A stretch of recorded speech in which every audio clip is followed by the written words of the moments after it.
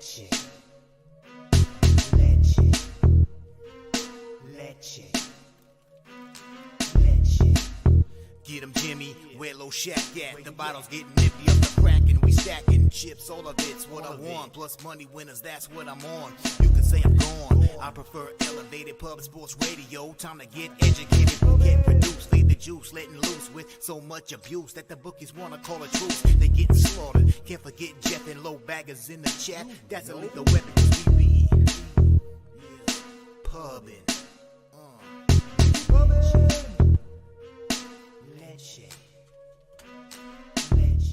What up, cappers, gamblers, punters, hustlers, low baggers? Happy Wednesday, December 13th to all of you.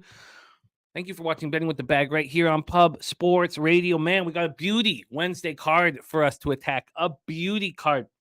We start with NHL, and we are welcoming a new capper for us for NHL. He is smash and grabbing NHL on his own show, Last Call, Monday through Friday at 6 p.m. Eastern. So we decided to bring him here. He's going to just hand out winner after winner after winner. Why not start with that in the morning?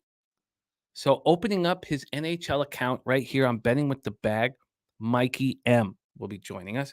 And he's going to stick around for 3 spots in Saturday's college football. We're going to talk a little bit about college football. So today we're going to have Mikey M talking college football. Tomorrow we're going to have Dave Rogers and Cab talking college football, but it's only going to be for Saturday games. We're not going to look past Saturday games this week. Next week, we'll do the exact same thing.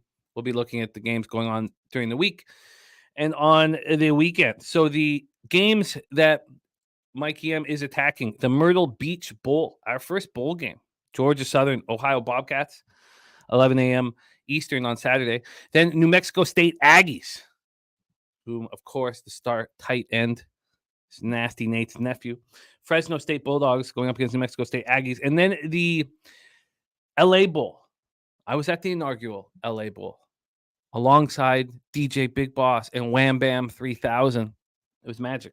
UCLA Bruins at Boise State Broncos. Those are going to be the 3 games. Then we're going to get into NCAA basketball.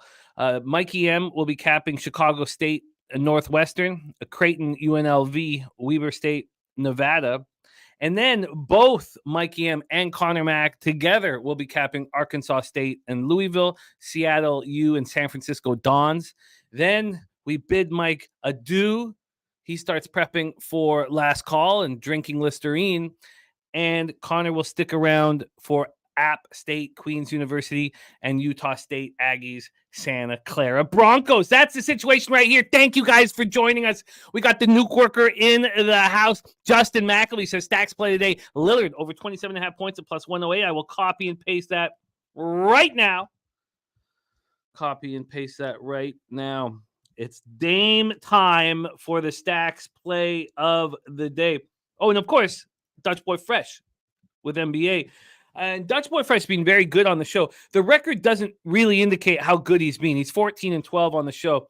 He's left 3 bets off of his card because the line had moved, so drastically, and he'd got in on early. All those 3 cashed, but they're not on part of this record. So it could be 17-12. But also, he's talked me off and helped talk me off. It's not the right way to got me off bet. Oh, that's wrong too. He's helped me not bet certain games. That's a little better. He's helped me not bet certain games, and he's led me in the right direction. There. Sorry, I don't know. I had to get weird. Nuke Worker says, I'm on my way from misery to happiness today because Pubapalooza is becoming a reality. God damn, Nuke, we're going to have so much fun. We're going to have so much fun. We're getting in Wednesday night. We're just the squad coming from Toronto here, which Nuke's going to be part of it. We're just about to lock in our tickets and everything, but yeah, it's going to be magic, man. Michael Johnson in the house said got paid on the Nucks last night, lost in the Rangers game. Go Kings, go tonight. Going to be a tough one. No goal first 10 for Michael Johnson. I am fading the Kings first period. I'm on the Winnipeg Jets first period. We're going to talk about that here shortly. Ian Shaber says back to the grind. Let's find this cash. There's Andrew G. Sammy Culmer is on the Bucks first quarter -3 at -110. So we have stacks play today as well as Sammy Culmer. And Sammy Culmer, worked this beautifully. yesterday. Sammy Culmer faded the Lakers in the first quarter with the Dallas Mavericks and got that cash. Dan Kelly in the house says loves the Nets tonight. Copy and paste that. Need to know Dan Kelly's thoughts, plans, goals, dreams. You guys in the chat, I hope you know how fortunate we are that we have Dan Kelly rolling with us. I hope you know how extremely helpful it is. And also how he is inspiring Troy Torrance with his football database. Dan Kelly saying he loves the Nets tonight. Nets at Suns Footprint Center in Phoenix, Arizona. We're going to discuss all of that. But let's start the day. Let's bless the day by shouting out our friend Dan Kelly.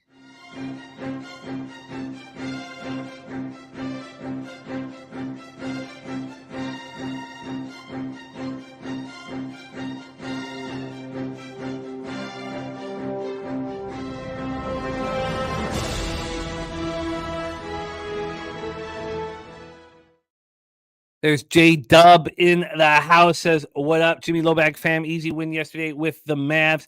Jay Peasy talking about moving on the, I'm not sure which game is he talking about. The under 158.5. Let me know, Jay Peasy. I would like to know. Jay Smooth, Troy Torrance, Subhuman, Gaucho, Slatsy, Kings in regulation, -105 in the under 6.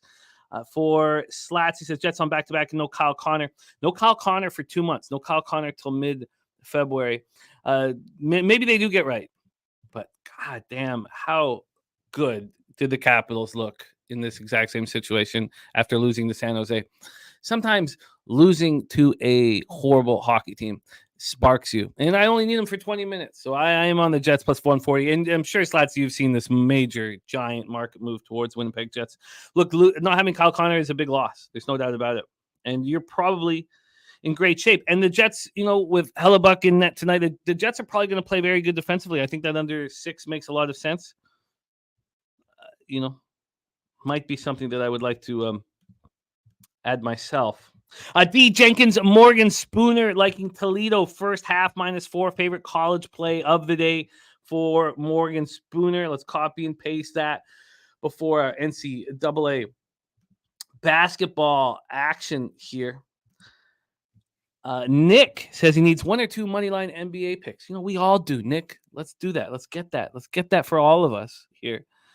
And Nasty Nate, not very excited about the NHL card. I'll tell you what, Nate, you're in good shape. There's only 5 games, just 5 games, 5 games. That's it, man. A North Ender, Subhuman Gaucho, ready to rock with the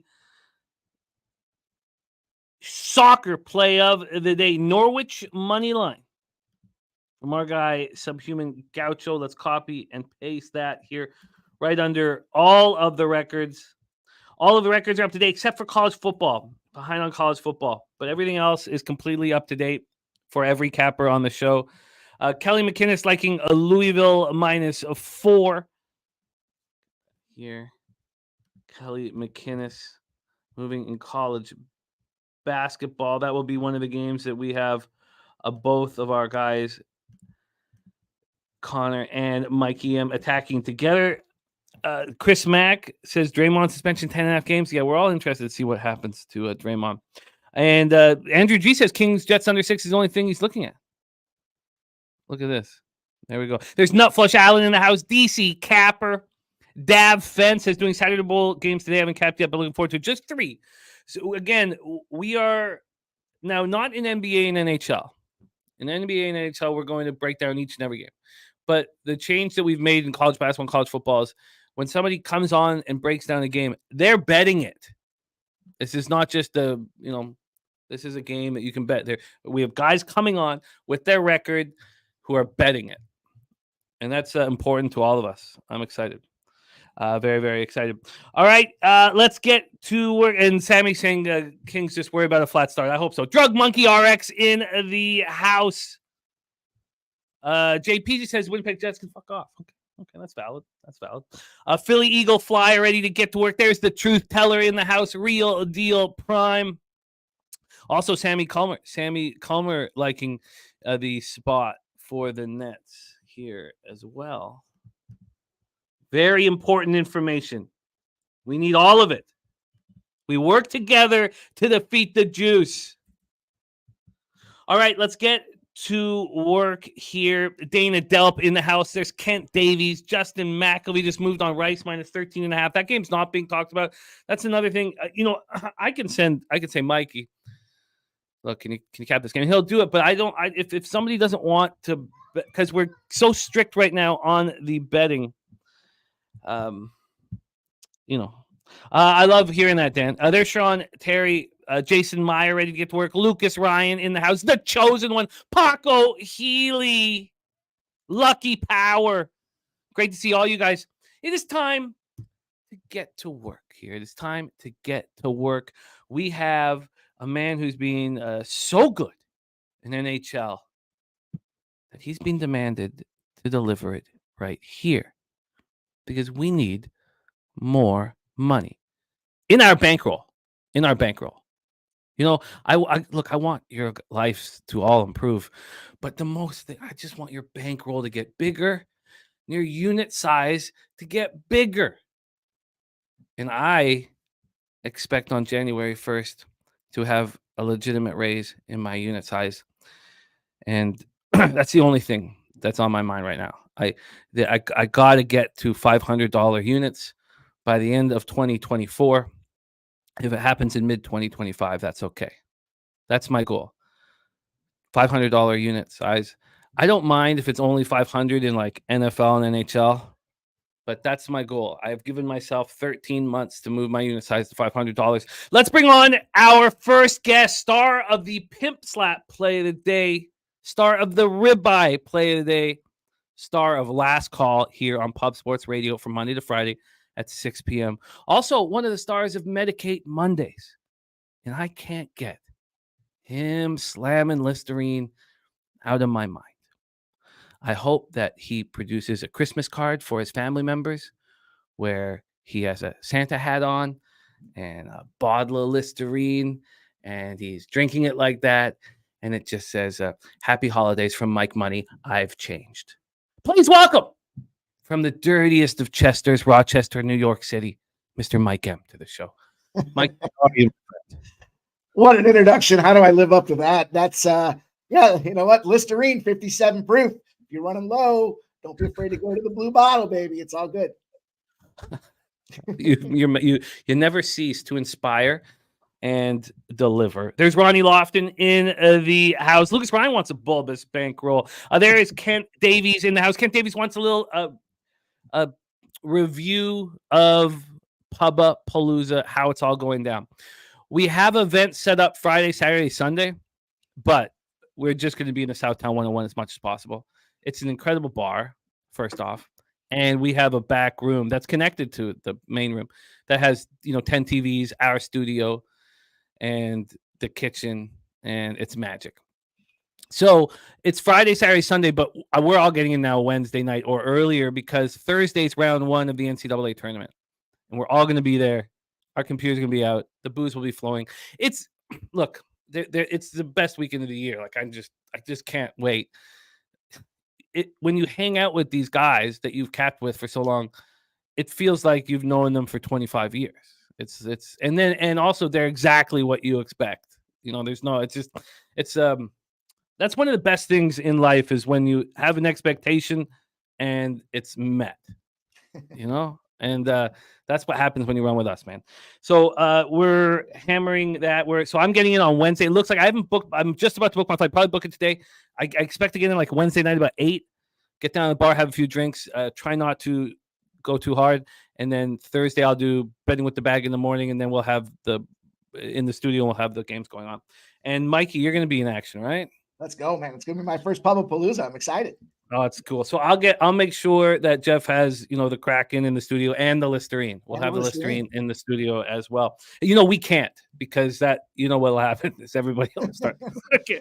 That's just I see it already. I can see the shots of Listerine going around just to prove a point. We can't do that. Let's not do that. We know what will happen. We all know what will happen. Let's get to work. Mikey, tell us a little bit about your NHL season. I know you're coming off, you had an 11-0 day on Monday, I believe it was Monday. It was Sunday. Sunday was a weekend. Okay. It wasn't even part of the goods here that we deliver Monday to Friday on Last Call. It's been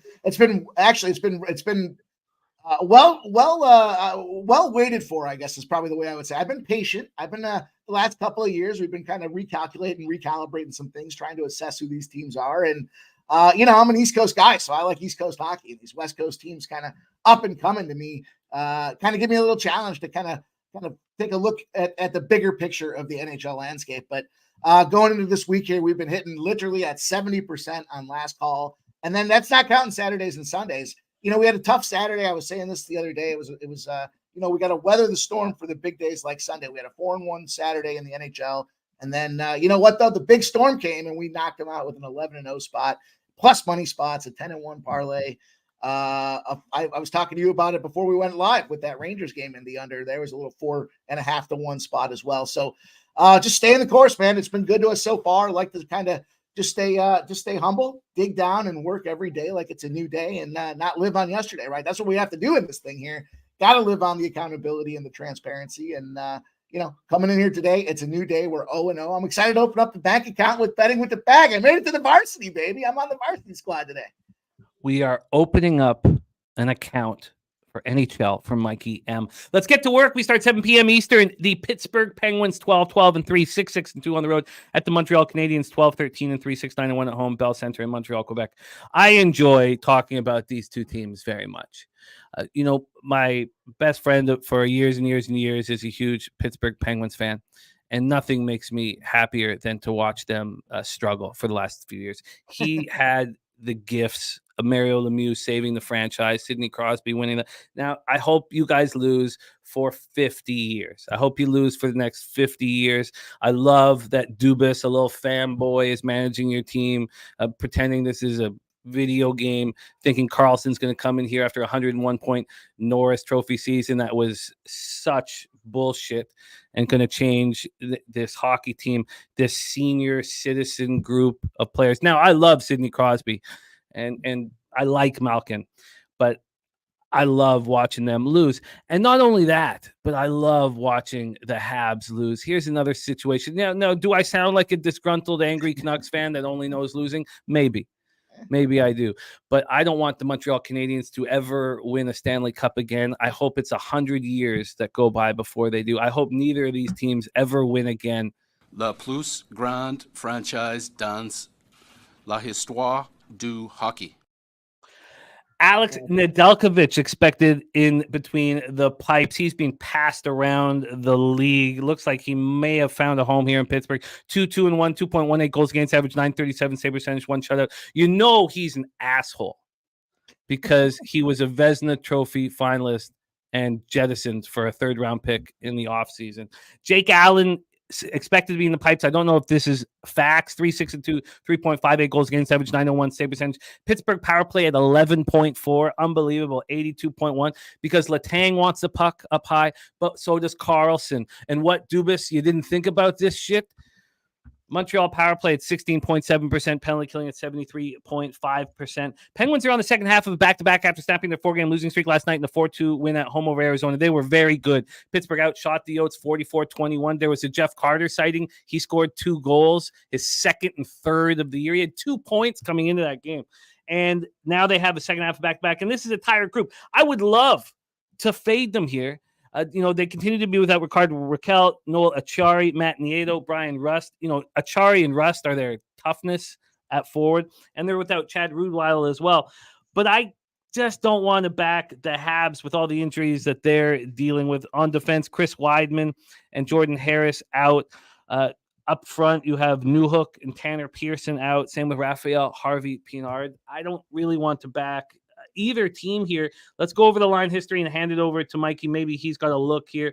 Pittsburgh opening up at minus 153. They're down to minus 138. There hadn't been a move towards the Habs until 9 minutes ago. 9 minutes ago, there was a real legit double-digit move towards the Habs, but that's the first time that we've seen that. We've been waiting for that to happen. And from a total perspective, we're dealing with a 6. It opened up at 6.5 and has dropped down to 6. Take it away for us, Mikey M. Pens Habs. Yeah, so a lot of this comes down to the goaltending matchups for me, and that's where I get the benefit on last call because they've got a little bit more finalization to what's going on there because I see Monteval might be the guy that gets the job here for Montreal. So that's going to be a kind of a wild card factor to me, but you just nailed it on that. Well, first of all, take a step back with this Pittsburgh Penguins story, history here. Growing up a young Mikey M, I was a Pittsburgh Penguins fan, but you know what happened? Is with the Yager, with the Samuelson brothers, Stevens and his raging coke addiction, and Mario Lemieux, they wouldn't come to Buffalo when it came time to go see games. So, blue collar family, we grow up. I maybe get to see 1 or 2 games a year. In fact, we saw 2. We would see the San Jose Sharks. That was my brother's team, and the Pittsburgh Penguins. And those boys would sit out. They were bums. And so that kind of rubbed me the wrong way. And then to see what they did where they get Sidney Crosby, okay, I got it. That's a great pickup. Of course, there's no question about it. Then they smuggle, Malkin out of Russia in the middle of the night in some definite shenanigans that should have gotten him docked a couple of draft picks. And they go on and win like crazy. Now you get that karma that's coming back to you here. You've cheated the game in the bigger picture in the long scheme of things. And it's time to take your medicine here. And that medicine might be blue in a bottle that's labeled Listerine. And hopefully it's slightly rotten Listerine that you're drinking as well. But this is a tough spot because Pittsburgh, on paper, definitely the better team than when you look at this Montreal Canadiens spot here. And, Montreal had that great year last year, but it was kind of like that false hope, I think, in that, or the false front there. They had the coaching change. They had the general manager change there midseason. And the guys kind of loosened up. They opened up. They felt like there was an opportunity for them to produce. This year, though, we're kind of not seeing that. We see that the Canadiens have taken a couple of losses as of late as well. And, the big thing that I was looking at here is there's a couple of trends. I'm more about the trends and the angles than I am about the Jimmies and the Joes, albeit, I know a little bit about Sidney Crosby and Malkin as well. But when I look at this game here, you look at what Canadians are doing. I mean, they're win one, lose one, win one, lose one. That team just hasn't found its footing yet. And goaltending, I think, could make a huge difference in this game. But, coming off a loss to Nashville at home, so they are on their second homestand. They did beat Buffalo, but that's a punchy Buffalo team. We'll talk about them in a few minutes. They got blanked by the Kings on their own barn. They did beat Seattle, and then they lost to a Detroit team as well. Flip side of things, the Penguins finally, as you mentioned it with Jeff Carter, kind of getting that monkey off his back and finding the back of the net's the thing that this team's been missing. And you can't do anything if you're your top 6 forwards. I know you talk about the top 6 guys all the time. If they can't get the job done, where are you going to go? You don't have a lot of room to move. So. Difficult spot, I thought, when I looked at this thing. I don't like, this back-to-back situation. I don't like that they're putting Nedeljkovic out there because it kind of seems like they're waving the white flag to a team in Montreal that has owned these guys. Montreal's got 7 wins in the last 10 times they've played these two. And the Penguins, lost 3 in a row now when it comes to playing against Montreal. So it's almost like, again, they kind of recognize that, hey, this is that flag spot. But there's a couple of things that I look at, some teams that I've been tracking, some angles that I've been kind of pursuing here. And a lot of it has to do with kind of the teams that you've either previously played or that you have coming in the barn for look-ahead spots as well. And I think it comes down to the physicality of those teams as well. One of those teams is Nashville. When you last played Nashville, the Predators, and you're at home, you've got a home game coming up as well. It's kind of that little in-between where you just played a physical, tough game against the Nashville Predators team. You're home, you got another home game, and now you're a dog. You're 0-9 in those games. You're 0-9. You're losing by 2.5 goals a game, and you're 2-7 to the under as well. So interesting spot. When I kind of started thinking about that, I thought, well, that kind of makes sense because, again, that Nashville team's been gritty. They've been finding and stacking up victories as well. Again, when you look back at it kind of across the league here, when you've got away favorites in the same conference, the away favorites tend to find the job at 43-16 overall as well. And then the only thing that kind of gave me a pause for concern was, a home dog on a Wednesday. Wednesdays have been over spots in hockey in the NHL across the league this year. Makes a lot of sense. There's showcase spots there. There's a fewer games on the schedule, so they want to kind of highlight that. And because there's fewer games, they get more billing. They want to see a higher scoring game. But in this case, the home dog Wednesday 7-1, I back that out because when you've got a revenge spot, now you're the home dog coming off the win the last time you played these two teams with an opponent's win percentage that's less than 50%. They're 27-85 in those spots as well. So that's a 1.54 goal margin in there. When you're coming back at a team where they've now got a lesser win percentage, what I like about that angle and breaking that one down particularly is it's like we're buying low on those Penguins. So they had that little cold streak that they had there. They do have the talent, albeit they're aging. They should still be one of the top half teams in the Eastern Conference. And I think this is that opportunity to get there. Ultimately, where I'm going to go with this game here, I've got a double dip to start this thing off the hop here. The first spot I'm going to go. What's the Penguins? What's the money line that you can get on the Penguins right now? Thanks, Ron Lofton. Appreciate that. Yeah, we got them -1.5 last night. On Penny, we can get them at -139 on the money line, but I'm sure I could find other options. All right, well, I'm going to go with this. I'm going to double dip. I've got a Penguins same game parlay with the under 6.5 on DraftKings at 185 right now. It's a +185 spot. If you look at these two teams and the way that they've been kind of trugging along here, 4 straight unders for the Pittsburgh Penguins. The only game that they really contributed to the offense was that game against Arizona yesterday. I kind of expect those tired legs to get the job done. Then you look on the other side with the Canadians. They got a shutout. They scored 3 goals and they have 1 goal. So they're 4 goals in their last 3 games. Not a spot that's going to contribute to the offense.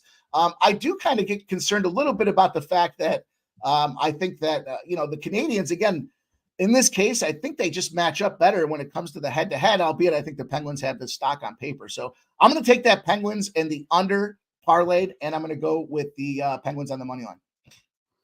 And Pens money line.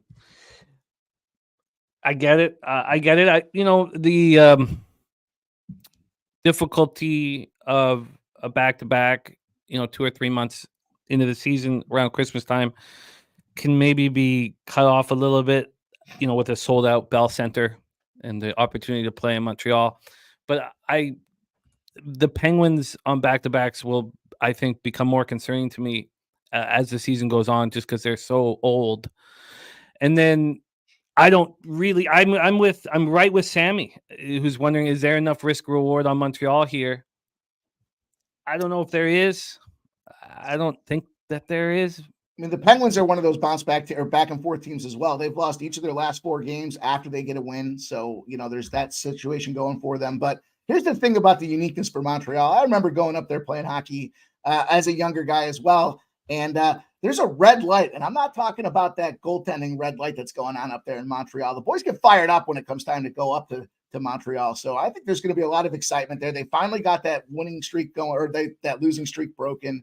And I just think the motivation spot here, they've lost 7 of their last 10, 3 in a row to Montreal. They just picked up that big win. They're starting to get the scoring from Carter. That's a senior leader on the team that has to lead by example. He did just that. So now his voice is just a little bit louder in the locker room and across the bench. And when you look at this Montreal team, again, just shut out recently.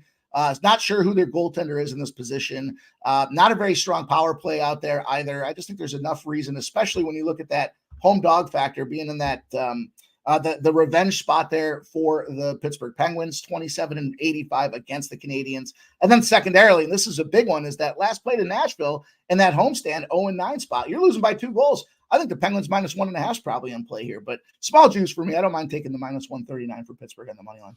You got it locked in, Mikey. Mikey's on the Pens and the under 6.5 at +185, and the Pens money line at -139. Let's move on. 7:30 p.m. Eastern. We have the Boston Bruins 18-5-3, 8-3-2 on the road at New Jersey Devils, 14-11-1, 5-6-1 at home. Prudential Center in Newark, New Jersey. I've got Linus Ullmark and Vitek Vanacek listed. Let me know if that's wrong. Ullmark 9-4-1, 2.71 goals against average, 917 save percentage. Vanacek 10-5-0, 3.49 goals against average, 879 save percentage. Let me preface this with I did this exact same thing last year and it didn't work. Okay. And I believe there's an enormous difference this year with this Bruins squad. So last year, Charlie McAvoy got hurt, started fading the Bruins. It didn't work. Last year, when Bergeron went down, I started fading the Bruins. It didn't work. This year, who is the one replacing Zacha when he's out of the lineup? Who was replacing Bergeron last year? They had Krejci and they had Charlie Coyle and they had depth at center. We've come to a point where there's no Bergeron and there's no Krejci. So who's replacing Pavel Zacha? And that's Morgan Geekie. And no disrespect to Morgan Geekie, but they're not putting Charlie Coyle up on the first line because he's just not right for it. And I love Coyle. You start looking at this group down the middle, and it's not strong. It's not strong without Pavel Zacha. It is competent. I mean, this is a really good hockey team, so I don't mean any disrespect. So now you have McAvoy and Forbort out. So look, I know that the Devils are playing without Dougie Hamilton, Nosek and Howla. I believe it's Howla could be back tonight, but not Nosek. But I'm going to go back to this idea that the Bruins just don't have the depth this year to handle these losses like they did last year. And we'll see if this blows up in my face. And Slatsy has the Habs team total over 2.5 minus 133 at Penny. I must need to refresh that.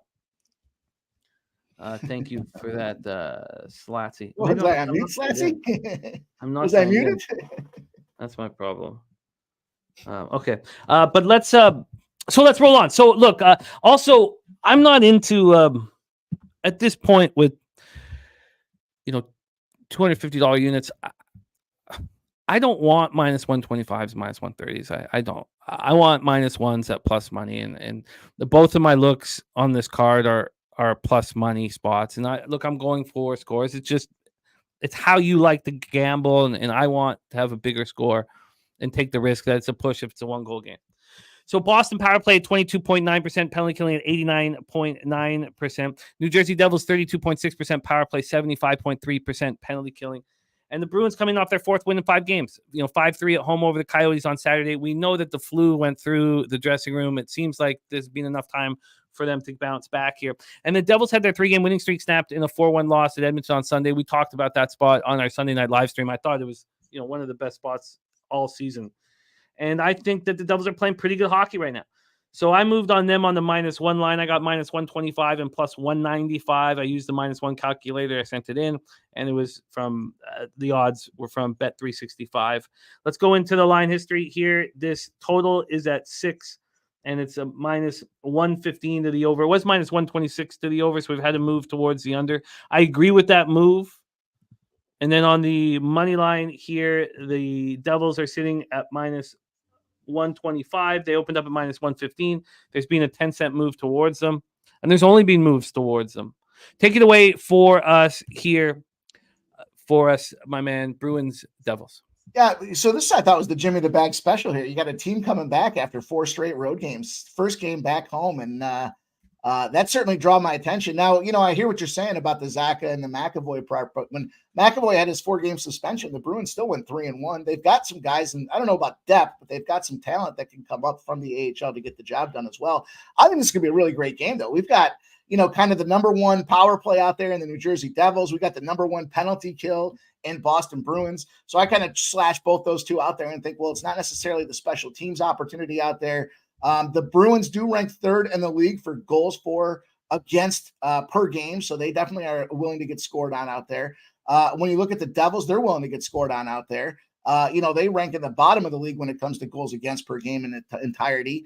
I think we could see some scoring, but I think it's going to come at even strength. And now that does concern me because when you talk about the depth of these teams and you talk about the injuries that are taking place for Boston, some of that depth in that 3rd and 4th line are going to consist of AHL guys that are trying to, they got the bright lights here when they come to a New Jersey team. So definitely a spot that, did kind of give me pause for concern. A number that I'll share with everybody is kind of this expected win factor. When Vegas bumps you with the expected, when I say expect to win, I mean your line between minus 120 and minus 170. If you've got 2 days of rest in those spots, so that kind of negates the coming back off the road trip factor. 2 days of rest, you're expected to win. You're 40-17 overall. It's 7-1 in its last 8 spots as well.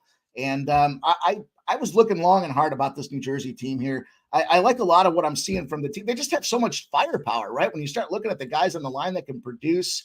Obviously we know what Jack Hughes has been doing. I'm a big Timo Meier fan. I was big at what they did last year. What I like about this Devils spot tonight, though, is they 2 teams that I'm not a big future guy. 2 teams I looked at to get the Stanley Cup this year. One of them was the Rangers. The other was the Devils. Contrary to belief of that I'm a Philadelphia Homer fan here. I don't think it's a Philly year. I faded them last night. And I look at these 2 teams here with Nico. He's sure in that or out there floating around the ice as well. I think it's a real good spot to paddle down for the New Jersey Devils here. Coming off that home or that road stand, fresh scenery. We're going to see a similar spot like that with the Kings later on tonight as well. I like the Bruins at the plus money spot, but look, I know Jimmy said this before. There's no fairy tales in Shawshank. You're coming into a barn with a team that's ready to go.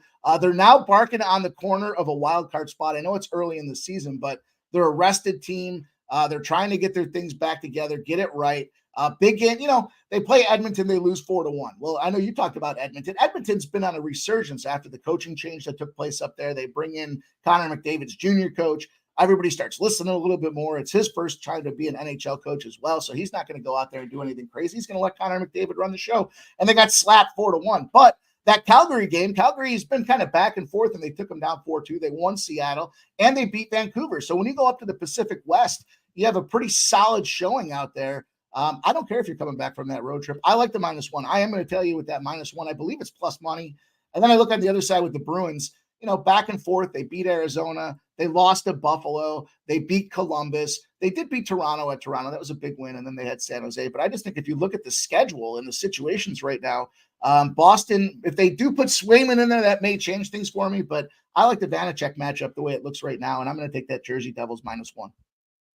I got plus 131 when I bet it. You can get it right now at Pinnacle at plus 132. So Mikey joining me on the Devils look. And the, Slatsy talking about the Bruins being 8-2 in their last 10 matchups is excellent because you're dealing with the Bruins team that's missing a superstar defenseman who, of course, the Canucks picked Oli Uolevi. God, how I mess up that name. I despise him. I hate him. We picked Oli Uolevi over Charlie McAvoy and Matthew Tkachuk. But they're missing their captain as well. Well, Marchand's their captain, but who I think should be. And then, I shouldn't say that. Look, Marchand, he is the most vocal player on that team. He probably should be the captain, but I love McAvoy. And then they're missing Pavel Zacha. I think the Devils come out ready to go. I think the loss helps them. Let's roll on. We roll. Jimmy, one other point that I wanted to jump in on that game here. Look at this first period over, 1.5 goals. First period over for the New Jersey Devils, last 13 in a row against the Eastern Conference opponents. I do think it's a Boston team that does want to find some pucks in the net early as well. So that's something that I'm kind of leaning to right now. I may get there for an official play when we get the last call, but 13 in a row is not something I want to mess with. The injury factor does concern me. Kyle Connor, Winnipeg Jets last night was an over spot. Connor being onto there, they fight, they come back to an under, but stay tuned later on to see if we get to that first period over. Well, let us know. And if you want to add anything to your record here, just tag me with the action. Let's move on. 7:30 p.m. Eastern. The Anaheim Ducks 10-17-0, 5-7-0 on the road. New York Islanders 13-7-7, 7-3-5 at home. UBS Arena in Elmont, New York. John Gibson, Ilya Sorokin listed. Let me know in the chat if that's wrong. Gibson 5-12-0, 2.83 goals against average, 906 save percentage. Sorokin 8-4-6, 3.11 goals against average, 914 save percentage, 2 shutouts. Anaheim 22.1% power play, 80.7% penalty killing. New York Islanders 24.3% power play, 73.2% penalty killing. I will fade the New York Islanders every single game as we move forward. Every single hockey game. And I want to do it so badly, start it here with the Ducks. But Zegras, Mason McTavish, and Jamie Drysdale, 3 very important young players, have been out for a long time. And they're all traveling with the team, and they all possibly could play tonight. But that information is not out. You guys know what I think when a team is missing defensemen. Now, with Pulock and Pelech out, we know what Noah Dobson is doing on the power play. He's their leading scorer. I mean, we know what he's just being spectacular. But Pulock, Pelech, and Sebastian Aho out. So now you could say they're missing 3 of their top 4 defensemen. You can definitely say that they're missing 3 of their top 6 defensemen. You can definitely say they're missing their best 2 defensive defensemen. I want to fade them every single opportunity I can. The question is, the Ducks, who've looked so horrific, are they going to... I do believe that Zegras is going to step up. I really do. He's been horrible in those first handful of games before he got hurt. And now he sees the team falling apart. The falling apart didn't correlate with Zegras going down. It correlated with McTavish going down. Who's going to be in here? Who's going to be in here? I can tell you this, though. I'm probably going to back the Ducks regardless. And then I've really got to think and listen to some interviews if 1 or 2 or 3 of them are coming back and hear what everybody says. This team needs those guys so badly, and I want to fade the Islanders so badly. And the fact that the Islanders are playing so well right now without these defensemen is going to make them even more appealing to fade. The question is, do you want to start the fade train with the Anaheim Ducks? And even with Zegras and McTavish and Drysdale back, I don't know if I do. And when Brent Cook talks about how much he likes the Islanders in this spot, I get it. I get it. Brent Cook says the Islanders are playing well without him. They are, and it won't last. It won't last. It just won't last. Take it away, Mikey. Ducks, Islanders. The first thing I look at, I love when you talk about like the psychology of the game or the psychology of the bettor. And, everyone's going to look at this Anaheim Ducks team, think they're real, and they're going to look at this number for the Islanders. And what are they going to say? Oh, it's minus 195. I'll just take the minus 1.5 and get plus money. And I think that's going to be a losing angle when you look at this game here. I know that, the spot doesn't shape up well when you start looking at what Anaheim's been doing. But first of all, you got a situation where the Ducks are priced originally on the market at plus 190. It's moving in their direction. I'm not a big market movement type of guy when it comes to hockey, but the spot that draws my attention is the total. We see the total plummeting down to there's 5.5s out there now. Everybody, their brother and their mother, granted it's a low ticket count, is on the over right now. So they're thinking there's going to be goals. And I just don't know that that's the way the Islanders play. You talked about those defensive injuries and things kind of tighten up and constrict. It looks like it's going to be Varlamov I don't know if you see that as well in goal for the Islanders right now. But guess what Varlamov's kryptonite is? The Anaheim Mighty Ducks. They are. He's winless in 4 straight games. And he's only 86.5 save percentage. He's allowing 4.21 goals against in those games against the Islanders. I think it's a great spot to jump in on the Anaheim Ducks right now. I'd like to better a plus 200, but the fact is we're still seeing this cash out there. And I know the Islanders have won the last 4 games against the Ducks, and they've outscored them 21-7. But for some reason, these West Coast teams come out to the island. We saw this with Colorado. They were in a slump earlier in the season where they couldn't get it right against the Islanders, and they did. I just think it's a great opportunity here. When you look at a team who had 8 or more power play saves their previous game, are 24-17 as well. And what that's showing to me is you got a team that's playing well on that penalty kill. The special teams are finding a way to get it done. It starts with strong goaltending. It should be Gibson is what I saw. But either way, I think Gibson's the better goalie when it comes against Varlamov. I think, they've been fortunate, the Islanders, because Varlamov and Sorokin have been a good 1-2 punch. But I got to take the plus money shot with this thing here. I'm going to take a whack at this at plus. I see 175. You see anything better than 175 out there? I will look, but a monster move towards the Ducks. Look at the move away from the Islanders. Islanders opened up at minus 230. They're now minus 187 at Pinnacle. Talking a 43-cent move towards the Ducks. And there was just a 16-cent move about 45 minutes ago, which tells me that 1, 2, or 3 of Zegras, McTavish, and Drysdale are going to be in the lineup.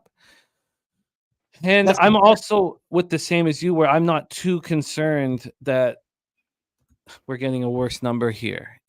I'm not too concerned. I do want to hear what they have to say. I do. Zegras played so bad to start the year. And, like when Newkirk is saying the fact that Sharks have more points than the Ducks tells you how bad the Ducks are, that's the Ducks without McTavish and Zegras. I mean, the whole team's being built around those two. So I'm with you here on the Ducks, but I'm not betting it yet. I want to know who's in. I would hate to move on it and not have, one of these guys in. Plus 175 is the best line available at Will Hill. Is that what you want? Yeah, I'll take that. And for me, I'd rather get it now knowing that. And if it goes up and it goes against me, then I'll take it. I don't care. First, if you look at the Islanders, 4-3 win against Toronto, 3-2 win against the Kings. Those were 2 big mental and physical expenditures to get those jobs done. That Islanders game or that Toronto game, back and forth spot right to overtime. So, was it overtime? Was that the game after I'm thinking of? I think it was the game after I'm thinking of. Nonetheless, though, somebody was at the Sharks. That was this comparison. They lost to the Sharks 5-4. So, 4-3 win against Florida. And you got a spot here where you're getting 2-1 your money on a team that's making that East Coast road trip. And boys like coming out to New York, man. It's a big city opportunity. They get away from the families for a little while with the holidays looming. They're tired of looking for Christmas trees. They're tired of hanging ornaments on the thing. They're looking out here to get it done. They, not the greatest of record here, a 3-2 loss against Colorado, a 1-0 loss against Chicago, and then a 4-2 loss against the Jets. But all these are 1-goal games. So you're telling me in a 1-goal game that we can't find that break in a spot where it makes sense when you start looking at some of those numbers that I spotted off there. Specifically, you got a strong penalty kill unit stepping up right now, and you're going against the goaltender whose kryptonite is the Anaheim Ducks. Yeah, I'll take the plus 175. I don't care who's playing. And if it goes to plus 200, I'll bet it again on last call. I hear you. No, I hear you. I'm going to be blindly fading the Islanders for a little while here. So, uh, in saying that, I just want a little bit more information here. And then a question from the chat. There's a guy, Mark Cal, in the house. Cody Norton saying Ducks first period or full game, a stronger look. This year, my ROI on first periods with the big dogs is incredible. It's my best angle. But again, I want to know, and I want to hear from Zegras. I've been really questioning his character, the way he started the year and the way he just let McTavish be the alpha, and he just like I want to get some. I'm going to look into how. I just need to hear from some of them, or at least the coaches. I need someone talking about these guys and what they're going to do here. Let's roll on. Mikey M's on the Ducks plus 175. Move on to the next one. We got to speed this up a little bit, Mikey, because we have college football and then 2 games college basketball before CMAC joins us. But we're good. We have about 25 minutes before CMAC joins us. Let's go. 10 p.m. Eastern, the Buffalo Sabres 12-14 and 3, 6-7 and 2 on the road. The Colorado Avalanche 17-9 and 2, 10-4 and 0 at home. Ball Arena in Denver, Colorado. UP Luukkonen 6-5 and 1, 2.81 goals against average, 907 save percentage, 1 shutout. I have listed. And Alexander Georgiev 14-7 and 1, 3.00 goals against average, 897 save percentage. One thing that helped me out so much was deviating away from my plan in the off season. My initial plan was there's our guy Real Deal Prime saying Sabres money line is money. My initial, because of the bias of watching all these games, I wanted to be in on the Sabres and the Kraken. And then sitting here in the summer and going over the expected Corsi situation for either team and watching the market bail on them, I stayed off. And it's so important to not get too transfixed in what you see at the end of last year, because the Sabres aren't ready to take that next step. Mm-hmm. And the Kraken are not a great hockey team. They're an average hockey team, at best. So the Sabres coming off their second win in 3 games, defeating the Coyotes 5-2 at home on Monday night. They're without Matthias Samuelsson, who could return tonight. They're out without Alex Tuch, Jordan Greenway. Those 2 guys are so important. Tuch is like, he's not small and he's got speed and he can score. And then Greenway's so big and strong. Very important pieces. The Avalanche snapped their 2-game losing streak with a 6-5 win at home over Calgary on Monday night. I have the under 107.5 points for them on the season. I expect to cash that comfortably. They remain without Artturi Lehkonen and Samuel Girard, sadly, who's dealing with the bottle. It's Latsy. Yeah, let's stay in touch about that. I really, really want to know. Because as soon as again, that's another thing where I don't necessarily know if that first, I know it's going to provide a spark because the Ducks being so bad. If the Ducks weren't playing so bad, I wouldn't think it would provide a big spark, but I know it will. We'll get into that. Let's get into the line history here for Sabres Avs. The Avs opening up here at Penny at minus 224. They're now down to minus 208. I understand the market move towards the Sabres, but I don't really want them. This total sitting at 6.5, opened up at minus 104 to the over. There's been a 10-cent move to the over. Take it away for us here, Mikey, my man, Sabres Avalanche. Yeah, that's where I'm going with this game here is going to be goals. I think we do see it's a score fest tonight. Luukkonen coming back from the, was he sick there? I think he had the sickness going on and they kept him out of the locker room. That did afford the opportunity for Devin Levi to come in there and kind of regained some footing. They brought him in to be the starter to start the season off. But Luukkonen's had one of those seasons right now at 281 with a 90.7 save percentage. Probably misleading because he does play a lot harder. And it's the lack of the Sabres scoring that led him to a 6-5-1 record. But I think they're kind of turning the corner in that spot there. And, a couple things that I do like here with Cole Makar being back there, definitely a big spot for whatever reason. When Cole Makar's got 2 or more shots on goal the previous game, the Colorado Avalanche are 51-15, and they're winning by 1.5 goals. I can't figure out what the correlation is to that other than just a gritty leader out there that's putting his ass on the line to try to get the job done. After they played a Flames game as a home favorite, teams are 39-15 as well. 3.9 to 2.8 average goal spot out there. The numbers that I wanted to share with you guys, a couple of spots to look at. So I'm on this over. First of all, I got a minus 110 out there that I see right now. The second period is juiced on the over 2, but pay attention to the second period because the Colorado Avalanche are the number 1 second period team when they're at home to the over. It's gone over 5-1 in its last 6 games. They've scored 38 goals, in the second period this season. That's league high spot out there for that second period spot. It's been a great opportunity to live bet for me. And kind of what I was thinking here is if we see like a 2-1 or even a 3-0 kind of first period, that second period too should maybe become a juiced 1.5 or a plus money too. So that's been something I've been kind of keeping my eyes poked on there. I just don't know that it's a good matchup spot here. When your goalie's coming back from the sickness, you definitely have some body fatigue issues that you're challenged with. You're coming off the road, or you're coming on a road spot as well. So there's definitely travel, and you're traveling to Colorado. So it's not like there's definitely some altitude factors that go in there. I think the Sabres came off of a serious underrun there against Montreal, Boston, and Nashville. But they kind of broke that straw with Arizona 5-2. I was on the under that game. I expected that game to go under. The Sabres at home have been an under team, but it got over there at the last second. The Sabres didn't quit. They won that game 5-2. And then on the other side of things, Colorado's ripped off 3 overs in a row: Calgary, Philadelphia, and Winnipeg. But the thing that I wanted to talk about the Sabres and come in here and say I want to take the Sabre spot here, but the Ducks took my plus money. The Sabres have lost the third period in the last 5 games in a row at Ball Arena, and it correlates with the fact that the favorite has won their last 4 third periods at Ball Arena. When Colorado's marked as the favorite in Colorado, they get the job done. I do remember there was that big spot. It was a pimp slap play of the day, I want to say last year, when the Sabres were going to Colorado, and it was a big plus money spot at like plus 210. And we took that thing with no fear. But I think in this spot today, it's just not a good spot. The Sabres, they have covered the puck line in 8 of their last 10 as dogs against the Central Division, so they do stack up pretty well. But lost each of their last 7 games following a win. So I think the opportunity to see some goals early in this game exists here. I like the over 6.5, but I'm just not going to get there when it's side. I think there's definitely an advantage for Colorado, and I think they're going to put boots to ass on Buffalo tonight. So give me the over in this game, 6.5. I think Colorado probably gets there on their own. Over 6.5 at -110 for Mikey M. I will be off of this spot. Move on to the final spot on the board, 10:30 p.m. Eastern. Winnipeg Jets 16-9-2, 8-4-1 on the road to LA Kings, 16-5-4, 5-4-3 at home. Crypto.com Arena in Los Angeles, California.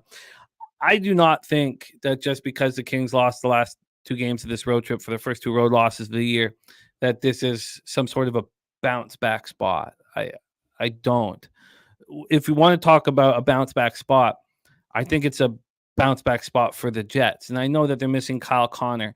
And do I really want, and I think the LA Kings are the best team in the league. We've been saying that for a long time on this show. Do I really want to go up against the Kings for 60 minutes? And my answer is no. But Hellebuck primed for this spot. Talbot been playing out of his mind. He's expected to be in net for the Kings. Winnipeg power play 16.7%. Watch that drop without Connor, the sniper, on. And Pennington 75.3. Equinimous says can't back the Jets without Kyle Connor.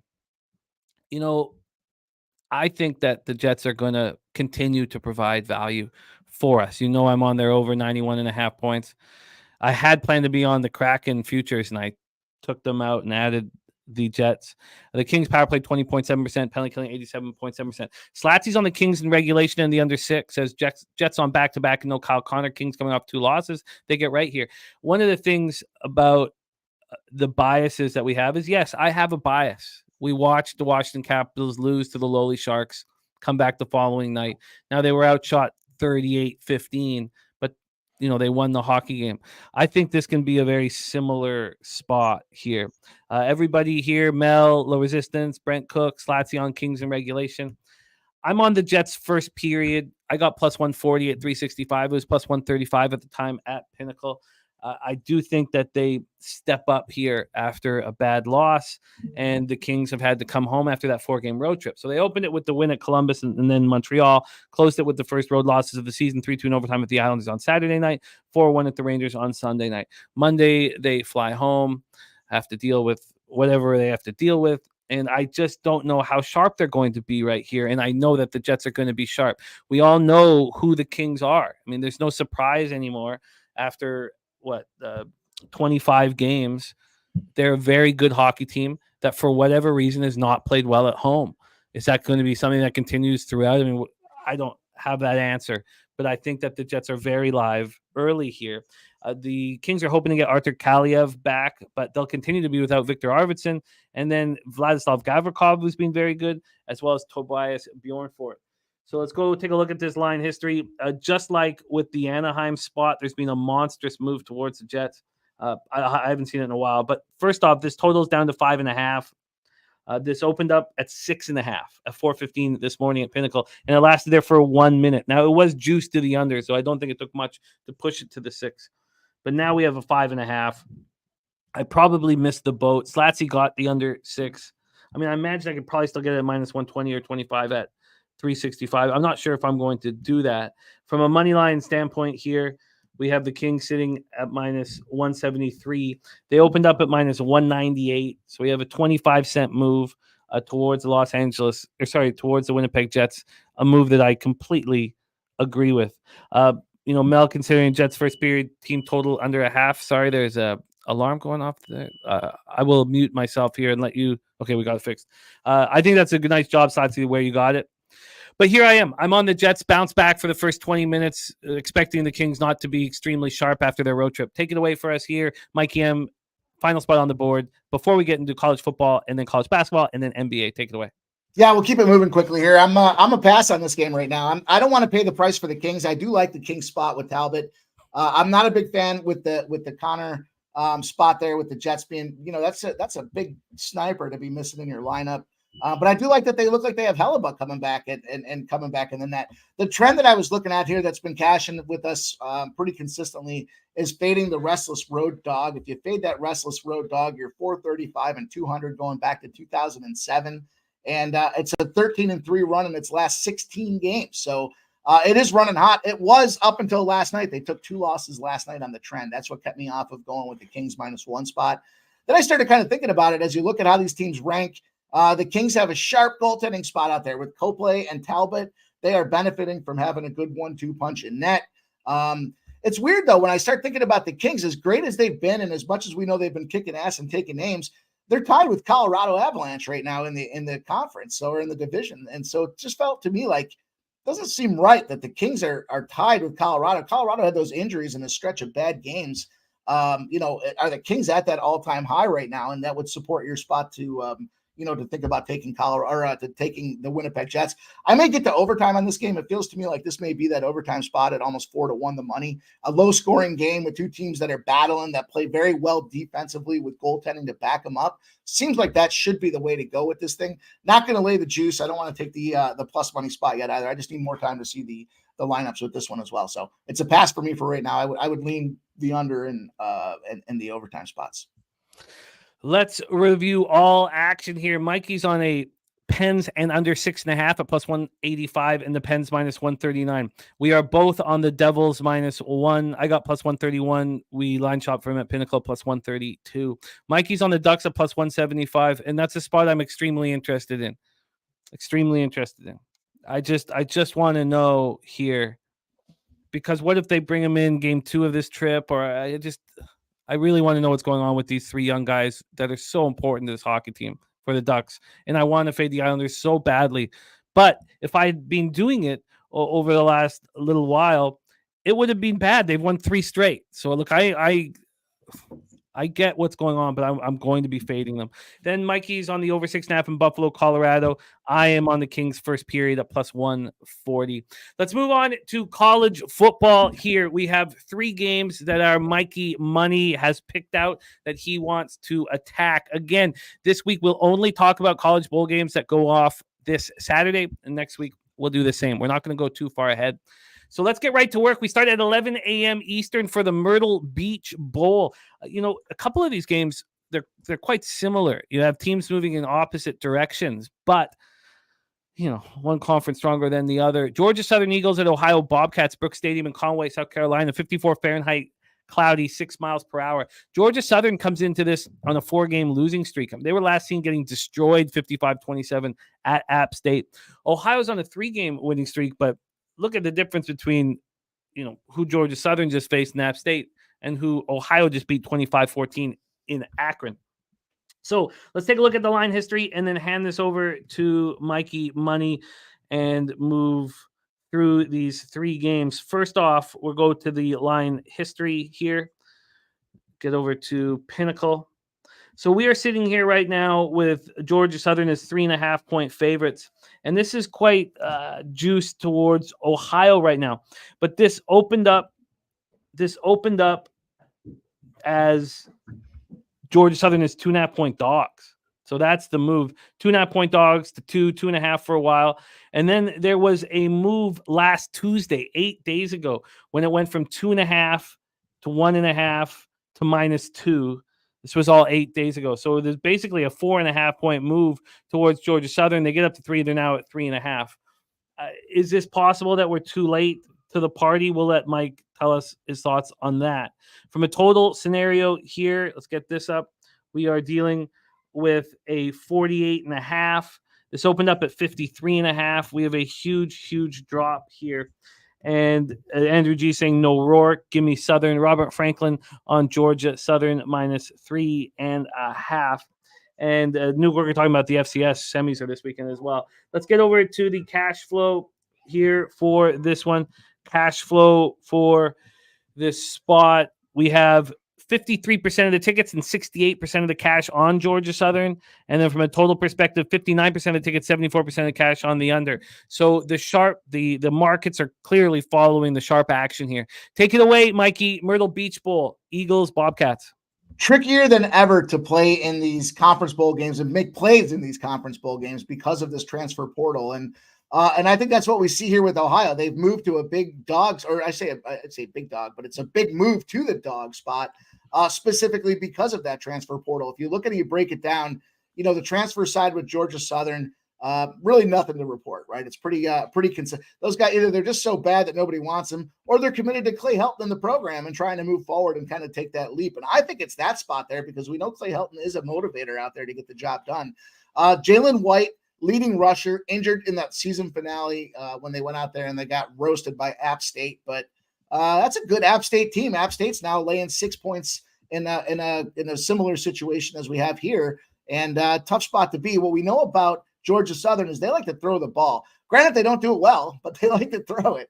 And on the flip side of things, if you look at Ohio, you guys just talked about it in the chat. Rourke's out of there, starting quarterback, starting wide receiver, Miles Cross, out of there for the transfer portal, starting running back, out of there for the transfer portal, backup running back, out of there for the transfer portal, wide receiver, tight end, out of there for the transfer portal. And then you got the linebacker, Kay Thompson. He had a pick and a forced fumble this season. He's definitely one of those defensive threats that kind of made that defense who they were, out of there in the transfer portal. So not a great spot to be. And then on top of it, if you look at it, they've got that wide receiver injury with their number one guy in Jacoby Jones to start the season out. Now they got a backup quarterback that's going to come in there with no running game, real suspect opportunity with that defense now. And oh, by the way, they're coming off that huge win there where they were 16-point, favorites there against Akron, but got the job done and didn't cover the spread. So that doesn't transfer well to what I'm seeing here with this game here. Ohio's lost each of its last 5 games against the Sun Belt Conference as well. So there's another factor where MAC teams play like shit in bowl games. And as a MAC guy here watching in the Great Lakes region, I can tell you that unequivocally, they are not strong when it comes to playing outside of conference. They're good at going out there, blowing the barn doors off of their own opponents, but they're just not good. They lost the first half in each of their last 4 games against Sun Belt opponents as well. So they get behind. Now you get behind in a game where you're losing to Sun Belt opponents. You don't have the offense and the weaponry to get it done. And you have a spot where you got a team that plays and likes to pass the ball in Georgia Southern. So difficult spot out there when I started looking at these two. Furthermore, when you have a dog of 3.5 points or more in bowl games specifically, and the team's got 2 or more wins than their opponents, they're 14-26 against the spread. Transfer portal decimated any chances I think Ohio has to get the job done. General philosophy in my family is there's not a team worth of shit from Georgia. That includes the Bulldogs. But in this case here, I'm going to go with Georgia Southern -3.5. Too many factors going against Ohio to be able to come out here and get I just don't know who's going to score. Let's lock that in for you because there has been the VIG is so small. I wonder if I'm just curious to see what it would be for the -3. Oh, let's check it out right now. So for the -3, -119 for the -3, -101 for the -3.5. What would you prefer? I'll take the -119. That's a small price to pay for a hooker. You got it locked in for Mike Money. Georgia Southern -3 at -119 gets this started. Let's move on to the next spot on the board here for Mikey Money. 5:45 p.m. Eastern. New Mexico State Aggies 10-4. Fresno State Bulldogs 8-4 at University Stadium in Albuquerque, New Mexico. 44 Fahrenheit, cloudy, 5-mile-per-hour winds. We have a move towards these Aggies. They opened up as 2.5-point favorites. This was last Monday at 1:14 p.m. And within 30 minutes, they moved to -3. Then it went back to 2.5, and then it stuck at 3. It moved to 3.5 on Saturday, and it has stayed there. Not only has it stayed there, but it's juiced -115 towards them. Let's take a look at the total now here at Pinnacle. Sorry, I can take a second to come up. Here we go.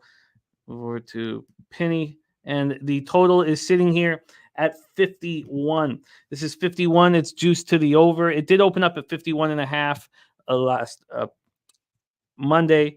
And not only did it open up at 51.5, it lasted there for an hour and 13 minutes before it dropped to 51, and then it's just stuck there. So let's take a look at the cash flow then for this one. You have 83% of the tickets and 94% of the cash on the Aggies. I mean, we're only talking about 4,865 tickets, but that's a heavy favorite there, a public spot and favorite. From a total side of things, you have 20% of the tickets on the under and 39% of the cash, 80% of the tickets on the over, and it's dropped a 0.5 point to the under. Mel says this is my single favorite bet of the week. She says New Mexico State, Pavia playing, Jerry Kill coaching, no Tedford. This is a smash play.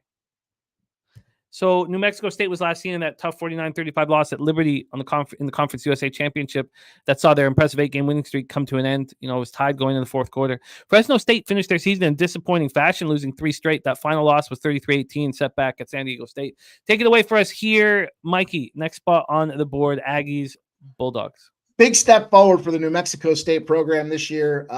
Big 10 games they covered against the spread. They got themselves a whack at the Conference USA Championship as well. Granted, they lost to Liberty, but it wasn't a blowout. I mean, the score makes it look like it was a blowout loss, but 49-35.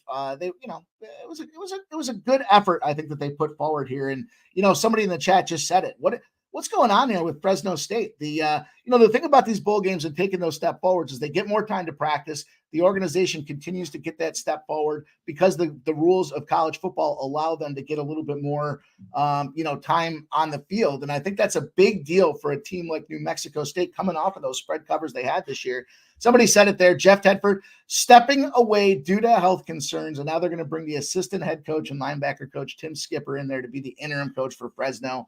With Diego Pavia coming back there with the injured elbow, he hurt himself. And that might have been a spot where, if he hadn't gone down, they had an opportunity to get the job done. But what I think about this game here, when you look at the transfer portal, it's kind of marginal for both sides of things. Malachi McLean, 83 snap defensive guy for New Mexico State's in the portal. Wide receiver Trent Hudson, 35 catches, 10 touchdowns. Big offensive weapon to be going to the transfer portal. He thinks he's better than the program, and he very well might be. But when you have a combination of a 10-touchdown wide receiver going to the portal, your quarterback having elbow issues, it's only going to take 1 or 2 bumps before that thing starts to act back up, in my opinion. And on the flip side of things, you look at what's going on with Fresno State.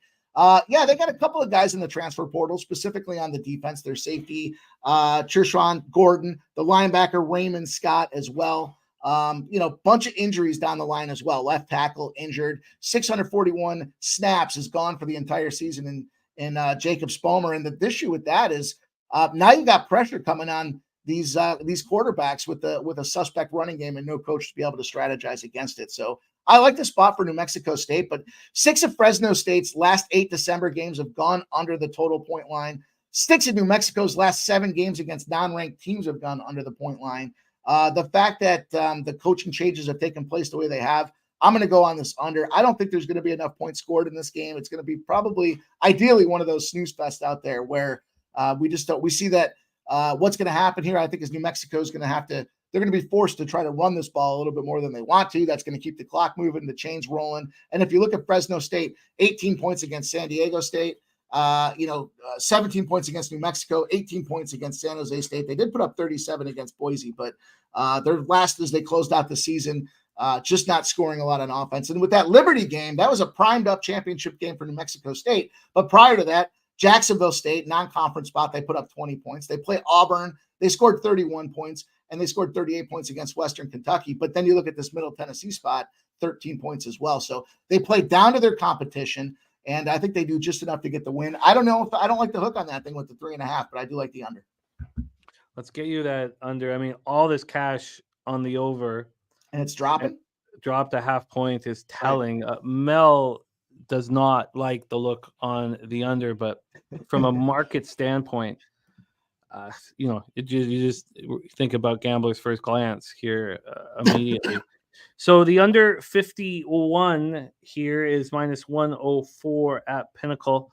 But let's just quickly see what it would cost, because it's minus 104. So the due diligence just to see if we can get it at 151.5 with regular VIG. Yeah, FanDuel's got it at minus 110. Yeah, and we got here minus 111. So we'll take the minus 110. So Mikey moving on the under 150. 151. Think about under 51.5 minus 110 for Mikey, and staying off the Aggies at this point. Shout out Dan Kelly. Yeah, I'm struggling, man. I had too much fun on Monday. Too much fun with you boys on Monday. Let's roll on to 7:30 p.m. Eastern, the LA Bowl, UCLA Bruins at Boise State Broncos, SoFi Stadium in Inglewood, California.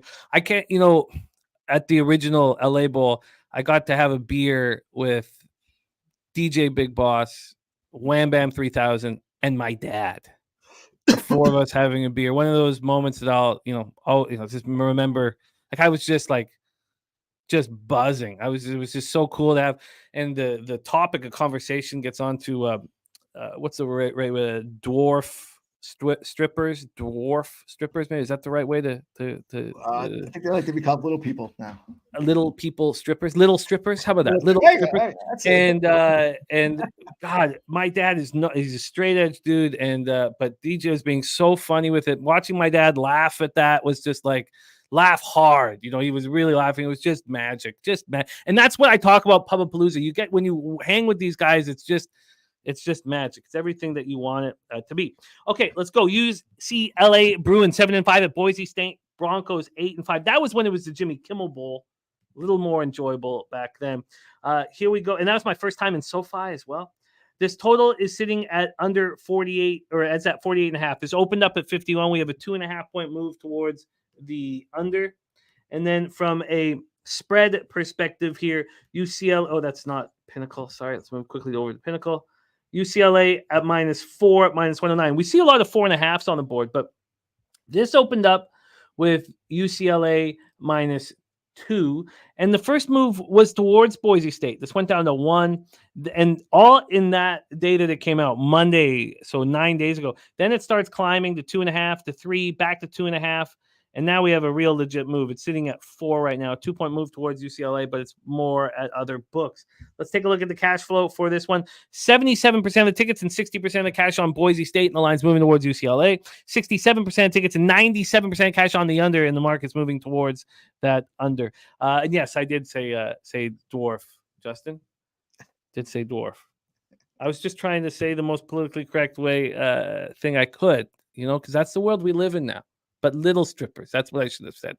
UCLA finished the season poorly. They were last seen losing their third in 4 games, 33-7 home to Cal. Boise State finished very strong. That 4th straight win for them, the 44-20 victory in Vegas for the Mountain West Championship, was so impressive. They outgained the Rebels 527 to 298. Take it away for us, Mikey, your last game for college football before we move into college basketball, the LA Bowl.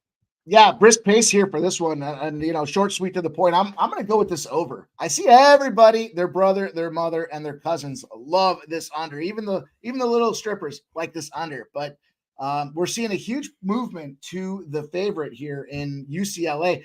I got to say, not just because of what he did in Philadelphia, but even the prior days where he was up there in Oregon, he's a cheating scumbag, and nobody wants to play for this fucking guy in Chip Kelly, right? He's got everybody's in the transfer portal for UCLA. Dante Moore was one of their multi-QB rotation guys. He's out of there. Cam Brown, big snap guy. He hasn't played since week 9 anyways, but he's in the transfer portal. Carson Ryan, big snap guy at tight end, the guard, safeties. They don't want anything to do with the defense out there. And then on top of that, insult to injury, your fucking your coach, the defensive coordinator, what's his name, Danton Lynn, goes over crosstown to go to USC as well. I mean, the program's under siege. The quarterback coach couldn't wait to get out of there. He's going to Oregon State as well. I mean, it's old Mother Hubbard and only Chip Kelly's in the cupboard at this point. And I don't think it's a good spot for, but I don't understand why the line's moving to UCLA. Who's going to go out there? Jimmy, are you going back to LA to start for these boys? You got any time left on your college eligibility? Because I don't see how they get it done. Flip side of this thing, though, Boise State starting quarterback Taylon Green, transfer portal, and the defensive edge guy, Kyvon Wright, going to the transfer portal. He wasn't a big factor, though. He was only a 10-snap guy. So when I looked at this thing, though, and I saw the numbers moving towards UCLA with everybody transferring, I saw the total dropping on top of that, and yet the line moving in that direction. Just thought, here's a motivation spot for UCLA. Chip Kelly's definitely got his ass in the sling right now. Wouldn't be surprised if they do lose this bowl game, that they do just hand him his walking papers. They've been talking for a couple of weeks now about getting the guy out. He's just way micromanages everything these guys do, from what they eat to when they get up in the morning to when they go to bed. There's just a lot of bullshit that players don't want to deal with out there. And what I do think, though, is, Ethan Gabers, opportunity, but moving on and trying to get out of that program for Boise. Boise did score a ton of points as of late, and did some really great job there to win against UNLV on December 2nd. 44 points of offense, Air Force 27 points, Utah State 45 points, New Mexico 42 points. They lost to Fresno but put up 30 points. And if everyone's moving to this UCLA side, and we're seeing all these guys left UCLA, if they're going to score, then this game's going to go over, because Boise State shouldn't have any problem putting the ball in the end zone as well. So this is an over spot for me when it comes to UCLA. Let's lock in the over before we head into college basketball. So this over available right now at 48.5. Are there any 48s? There's some 49s. Looks like that's the only 48.5 under -110. It's at minus. Oh, did I say it's -111? Yeah, -109. All right, locked in. Mikey is locked in. I see DK's got a 49.5 at -110. Oh, but we have 48.5. Oh, yeah, that makes sense. You're right. Yeah. You're right. Over 48.5 at -109. New Quicker says reverse sweep Ramon starting for UCLA. We will see football at Pubapalooza. Jose does believe he can deliver an out route against Troy Torrance as a defensive back. So we will be seeing that in the parking lot. Oh, man. If you can see through the smoke, might be as it'll be a haze, a fog in the parking lot. All right, let's move on to college basketball. Mikey, let's roll on. College basketball, our experts are doing a hell of a job for us right now. All of them across the board. Let's roll. We have Morgan Spooner giving us Toledo first half -4 as his favorite college play of the day. Let me just make sure I get over to NCAA basketball, and I'm ready to rock for this. I apologize. I probably should have done this a second ago. Here we go. We are good to go. While I'm just setting this up, how did last night's college basketball go for you, Mikey? It went very well. What just happened to my screen here? StreamYard just kind of zipped me out of this thing here. And let me jump out and come back in. Sorry, Jimmy. No problem. Please do. No problem. All right, let's set up the first spot on the board for our Mikey money. Let's start up the first game on the board. Incarnate Word and Rice has popped off here, but Mikey gets his card started here. Sorry, let me move over to my notes. At 8 p.m. Eastern. Now, we are not, usually we go chronologically. We're not going chronologically here today. Mikey, you good to go? Let us know when you want to. Yeah, you're good to go. Okay, we'll get you back in here. So we're not doing that just because I wanted to set it up where the games that Mikey has on his own will open with. Then we'll have Connor Mack and Mike together. And then C-Mac will finish with games that Mike hasn't spoken about. So we start at 8 p.m. Eastern. Chicago State Cougars 3-9, 1-3 on the road. At the number 25 ranked Northwestern Wildcats 7-1, 6-0 at home at Welsh Ryan Arena in Evanston, Illinois. As soon as I saw you pick this game, I immediately liked it. We saw LSU play Southeast Louisiana. It's similar type of situation as this game.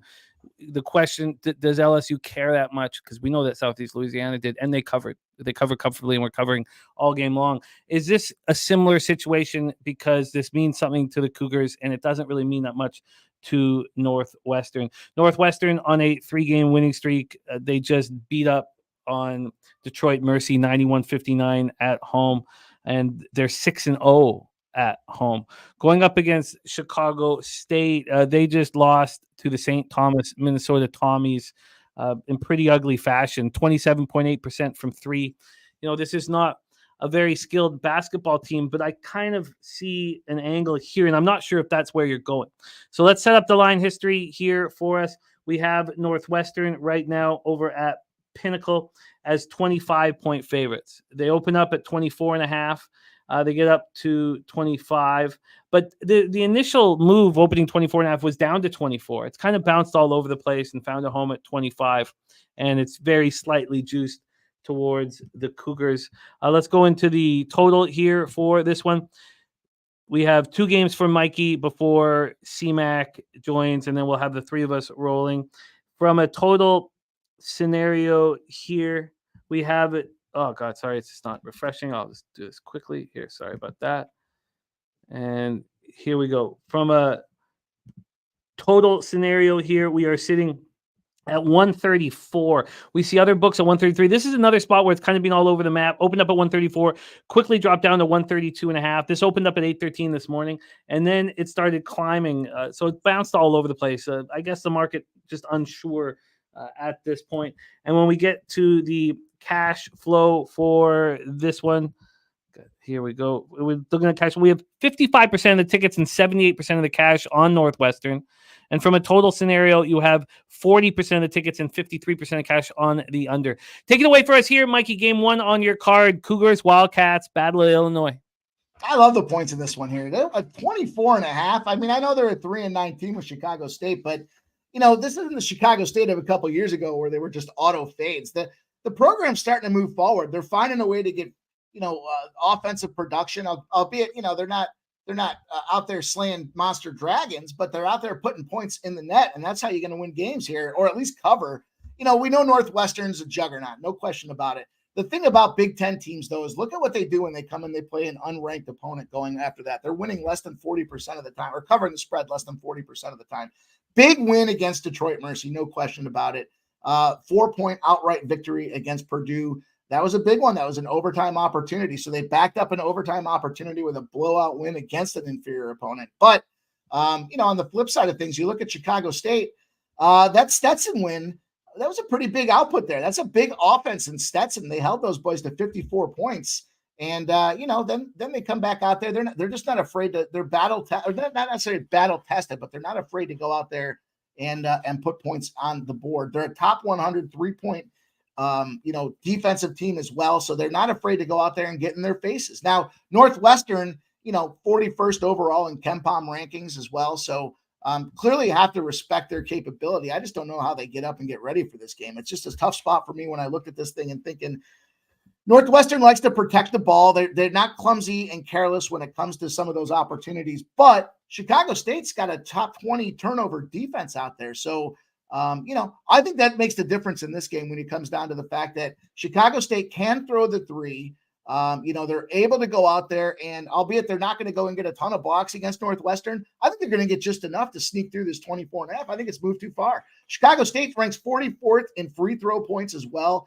We know Northwestern's willing to go out there and take fouls, and Chicago State's good at drawing fouls. So we got a team that shoots well from the free throw line. That's going to help chip away at that gap. We got a team that can handle turnovers on the defensive side of the ball. That should help minimize some of those fast break opportunities that Northwestern gets. I'm going to take 24.5 points. Give me Chicago State.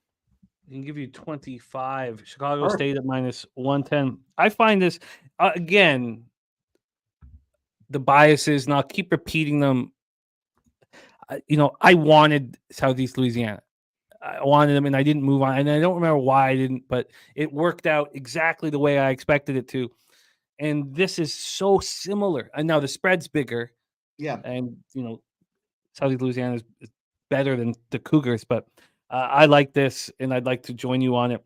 Let's move on to the next spot on the. Oh, sorry, we have two more spots on the board. My bad. Two more spots on the board. Next up, 9 p.m. Eastern, we have the Jack Jones Classic. Londo's already given us his best bet in college basketball. It is Creighton minus 12.5. Creighton Blue Jays at the UNLV Rebels. We're at the Dollar Loan Center in Henderson for the Jack Jones Classic. Brent Cook giving us a final score where Chicago State does not cover. We will see if that comes to fruition. And Joseph Thompson in the house. I'll copy and paste both of these spots. Joseph Thompson giving us his best spot, and that is Mississippi McNeese State over 139.5. Thank you for sharing that with us, Joe T. And I will also run hot, man. Joe T puts those plays out there, and I see him on the regular, and he's cashing at a big rate. So give our guy Joe T some looks. He's a huge addition to our squad. I agree completely. We started, I guess he was introduced to us sort of by winning the poker tournament that we had months ago. Oh, by the way, I'm in contact now where I expect to have our December 29th poker tournament up to start signing up on Friday, so we can have a long time to sign up. And there's going to be rebuys. There's going to be everything we talked about in the first poker tournament. And this is I'm telling you, this is our last hurrah, man. We're not getting enough people into it, and I need us to be involved in this. It's the Friday, December 29th. I think it's a perfect time for us, just after the holidays sort of thing, for us to, have some drinks, play poker. So that will be up here shortly. Let's set this up here for Mikey. We have this game popping off at 9 p.m. Eastern. Right now, Creighton minus 12.5, minus 13 at a bunch of books, but there's been a move to the Running Rebels. They opened up at 14.5 and they're now at 12.5. So we have a move to the Running Rebels, and we've just seen that Justin McElvey has UNLV on his card. From a total scenario, we have a 151. This opened up at 149, and it got up to 152.5. So we've had buyback. It dropped to 150, but now it's at 151. But so we have had a 2-point move to the over and a 2-point move to the Running Rebels. Let's take a look at the cash flow. 37% of the tickets, 33% of the cash on UNLV, and we've had a 2-point move towards them. Very interesting. 28% of the tickets and 67% of the cash on the under, and we've seen U-shaped movement sort of on that one. Take it away for us here, Mikey. Jack Jones Classic, Blue Jays Rebels. Yeah, you got to go Creighton in this thing. I don't understand this line movement to UNLV. UNLV, I mean, if you want to look at the simplistic side of this thing, UNLV's 2-5 against the spread. Creighton's 7-2 against the spread. So Creighton has been crushing everybody. They had that one blip on the radar against Colorado State. They only put up 48 points. That moved Colorado State into a top 25 spot out there. And, I faded Colorado State that next game, took Colorado with the 3.5 points, the Battle of Colorado, figuring, well, they're now a top 25 ranked team and they're not going to be able to hang on. No, they're kind of the real deal. So that was a good test for Creighton. And they got slapped in the mouth, and they've rebounded, crushing everybody ever since. Laying 31 points, covering the spread, laying 4 points against Nebraska, a tough Nebraska team in Cornhusker region, laying 4 points. They get the job done. They're down there. They're laying 8 points against Oklahoma State. They get the job done. Colorado State, tough spot for them there. We talked about that, 8.5-point favorites, and they got slapped in the mouth. So difficult spot for them in that situation. But what have they done since then? They've improved. They're shooting 51% from the floor. They're over 40% from 3 points, and they're rebounding. So they're kind of playing a complete game after taking that little sting and kind of learning from that lesson early. It was a good time to take that lesson. Flip side of things, you look at UNLV, just lost to Loyola Marymount, right? 78-75. They did beat Akron 72-70, but they were laying 3.5 points. They didn't cover the spread. They lost to Richmond. They lost to Florida State. They covered against Pepperdine. Woohoo, good for you. But at the end of the day, for me, I'm going to take these boots. I'm going to run these guys right into the ground here. I think there's going to be few opportunities this season where we get the opportunity to jump on a team and just continue to cash. I think Creighton's in that position. We're already 7-2 with them. And I don't think they look back, at least for the near future. So an 8-1 Creighton team on the road against the UNLV Rebels. I'm going to lay that 13.5. I guess I see 12.5 points now. 12.5. And no, this was not the first game after the shooting. The first game after the shooting was against Loyola Marymount, and they were 2.5 point favorites, and they lost 78-75. So it's a very, very important question that Jake asked. Yeah. Extremely important, and it's not. And death is always a real tricky thing to cap, man. But it's not the first game after the shooting. All right, let's lock in Creighton for you. We have a 12.5 right here at Pinnacle. Here we go. Minus 12.5, minus 113. Can we get a minus 110? Do you have a minus 110? I see minus 115. Okay, so we'll give you the minus 12.5 and minus 113. Locked in for Mikey. Creighton minus 12.5, minus 113. All right, we move on to the final spot before we are joined by Connor Mack. 10 p.m. Eastern, Weber State Wildcats 5-3, 1-1 on the road at the Nevada Wolfpack, 7-1, 6-0 at home. We are at the Lawler Event Center in Reno, Nevada. Let's take a look here. Pull this up and set this up. Sorry, give me a second. And here we go. From a spread perspective, we have Nevada as 9-point favorites. 9-point favorites at minus 108. They opened up at 10. There's been a 1-point drop to 9. So a 1-point move towards Weber State. From a total perspective, we are sitting here with a 135.5. This opened up at 133.5, and it dropped to 132.5 before this big climb towards the over. Let's take a look at this cash flow here. I move down to the bottom and above Incarnate Word, and we have 66% of tickets and 83% of the cash on Weber State. Public road dog, but the lines moved a point in their direction, and we're only talking about 1,655 tickets at this point. So a 1-point move towards Weber State. From the total scenario, 33% of tickets and 77% of cash on the under, and yet, we've climbed. So quick look at the rest situation for both squads here. The Wildcats coming off of, they each played, I guess that would be what? Saturday. They each played on Saturday. Weber State coming off a very comfortable 28-point win at home over Cal Poly as 12.5-point favorites. And the Wolfpack having their winning streak snapped at home to Drake, 72-53. It was a legit winning streak, and they lose by 19 at home. And I don't have the spread here. 37.3% from the field, 24% from three, 19 turnovers. They looked awful. Drake came in at 8-1, and this was Nevada's first loss of the season. Nevada scores 19 points in the first half and no shows in this basketball game. Take it away for us here. The floor is yours, Weber State, Nevada Wolfpack. Love me an opportunity for a team that I think is definitely clearly going to be a tournament team, but I think they make a run, Elite Eight or better spot for Nevada this year. And give me them off this loss. Are you kidding? Right now, they kind of just they kind of got exposed, right? 72-53 to Drake. You talked about that. On the flip side, you look at Weber. Weber plays Cal Poly. It's a 3-7 Cal Poly team. So let's not go anointing them conference champions just yet here. Not a great spot when it comes to Weber and who they're going to go out there. They're going to have to do some work within their conference to be able to get to anything even close to sniffing the tournament. What I think about this game is it's the styles make fights kind of mantra. You got a team in Nevada. They grind you out. They want to go out there. They'll run a pace on the court, but they like to draw fouls. They rebound the game. They do kind of everything better than most is probably the best way to describe it. And then on the flip side of things, you look at Weber, they're a slow-paced team, and they don't score very well. So they need to make the most of every opportunity, and that's why they're slow-paced. They're 300 or worse in every shooting category in college basketball this season here. They're going to have to come out there and get this thing done early. With a bad shooting team that likes to grind, that tells me you're not getting a lot of chances, and it becomes like quicksand. If you don't get those chances, those misses start to compound each other. So you miss one. Now you're down 2 when the team runs it back the other way. You miss another one. Now you're down 4. You miss another, and you get a frustration foul. Now you're down 7 or 8 points, and it just builds up quickly. Also, home favorites Home teams, when they're lined between 9 to 10.5 points, are 46 and 34 in the cover on those spots. And I think it's just a great opportunity for Nevada to bounce back. They're the better team all around in this thing. And the number doesn't make sense to me. You want to keep moving it from 9s to 8s and whatever's. It's not the Weber team that everybody remembers from years past. I'll grant it, they are kind of finding a way to fight, but they're a 5-3 team that beats up on bottom feeders.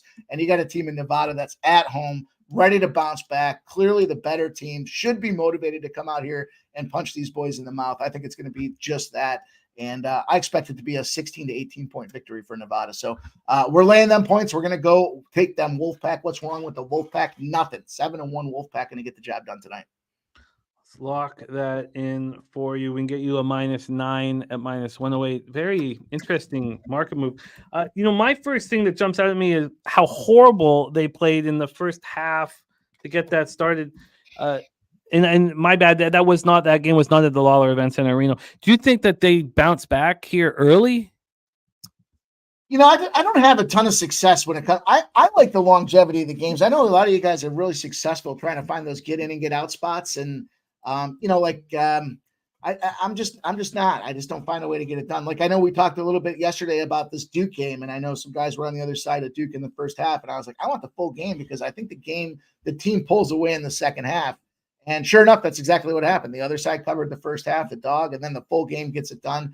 I think if you're Nevada here, the mental state of your team has got to be, we got to get up for this thing right off the gate. They should be fired up to go. They're at home, so the travel factors aren't applicable here. It's just a matter of saying, let's lace our high tops up. Let's go out there. Let's get a good shoot around, and then let's go out there and smack this team. So I do think it's going to be a start to finish spot, but I just want the full game. I mean, it's 5.5s, 5s out there for the first halves.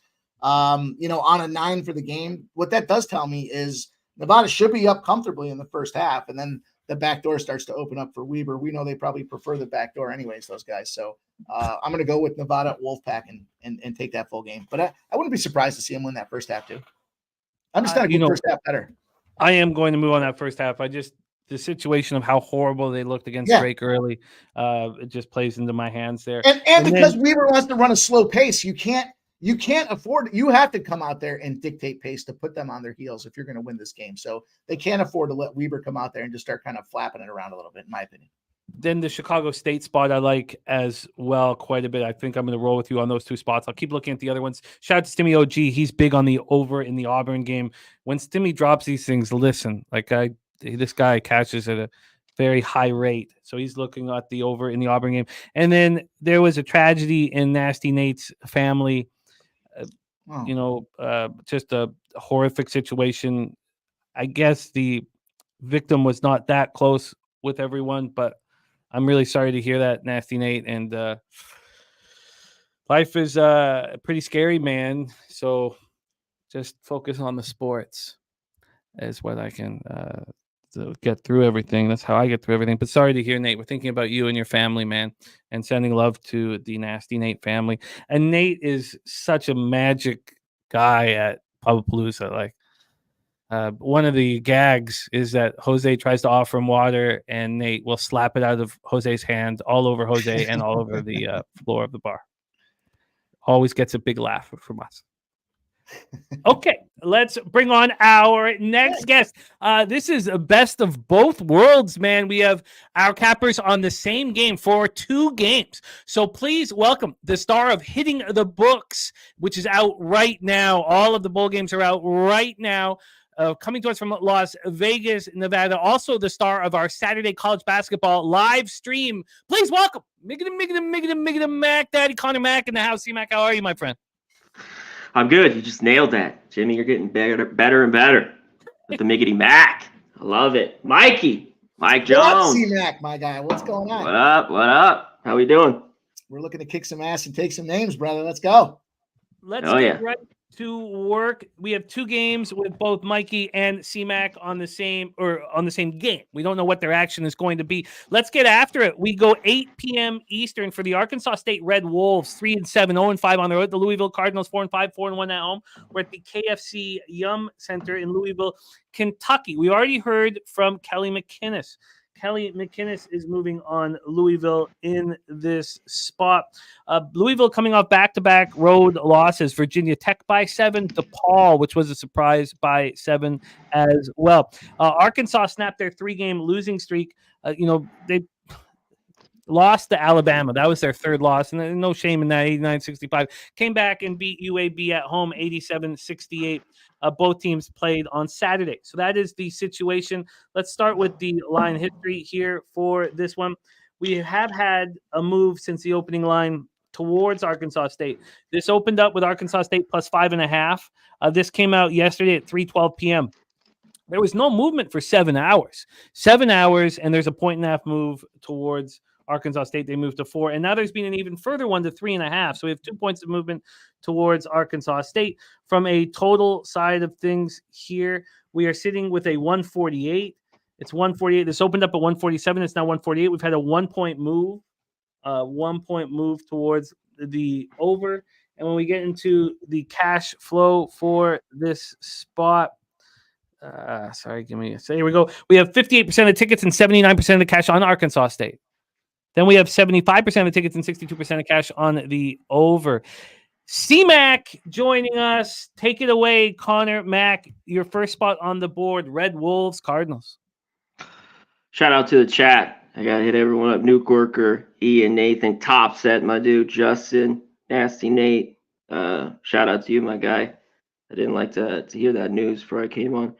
Yeah, Monmouth was good. It was decent 3-1 night. I wish I put only a half unit, $200 on Oral Roberts, but should put more on that game. But that's all right. Live and you learn. Let's get to today. Ugly one here. Ugly game. Arkansas State, Louisville. But going through this card, there's a few spots where it's a little bit different. And we see this when you cap college basketball every day.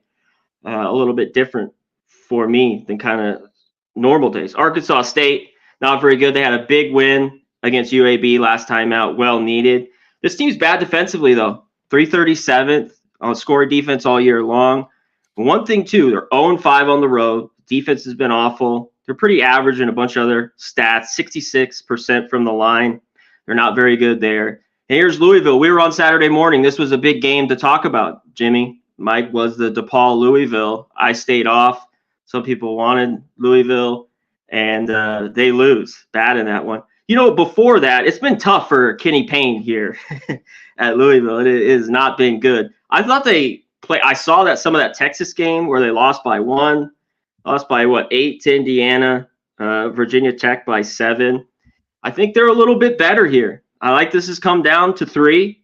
The one thing that it's going to give me, I'm going to get into it in the other games, is this team struggles to score. When you lay points with teams that struggle to score, it's not good. This is kind of a one-time thing because I love the spot with them. Because Louisville, I talked about Arkansas State 0-5 on the road. Louisville 4-1 at home. I think they bounced back in this one. This was a game that you could maybe look first half. But I talked about the free throws with Arkansas State. Louisville's a little bit better. They're the better defensive team in this game. And I think they cover here. If I get a 3, I'll take it. But if you only have a 3.5, I'll take that as well, Jimmy.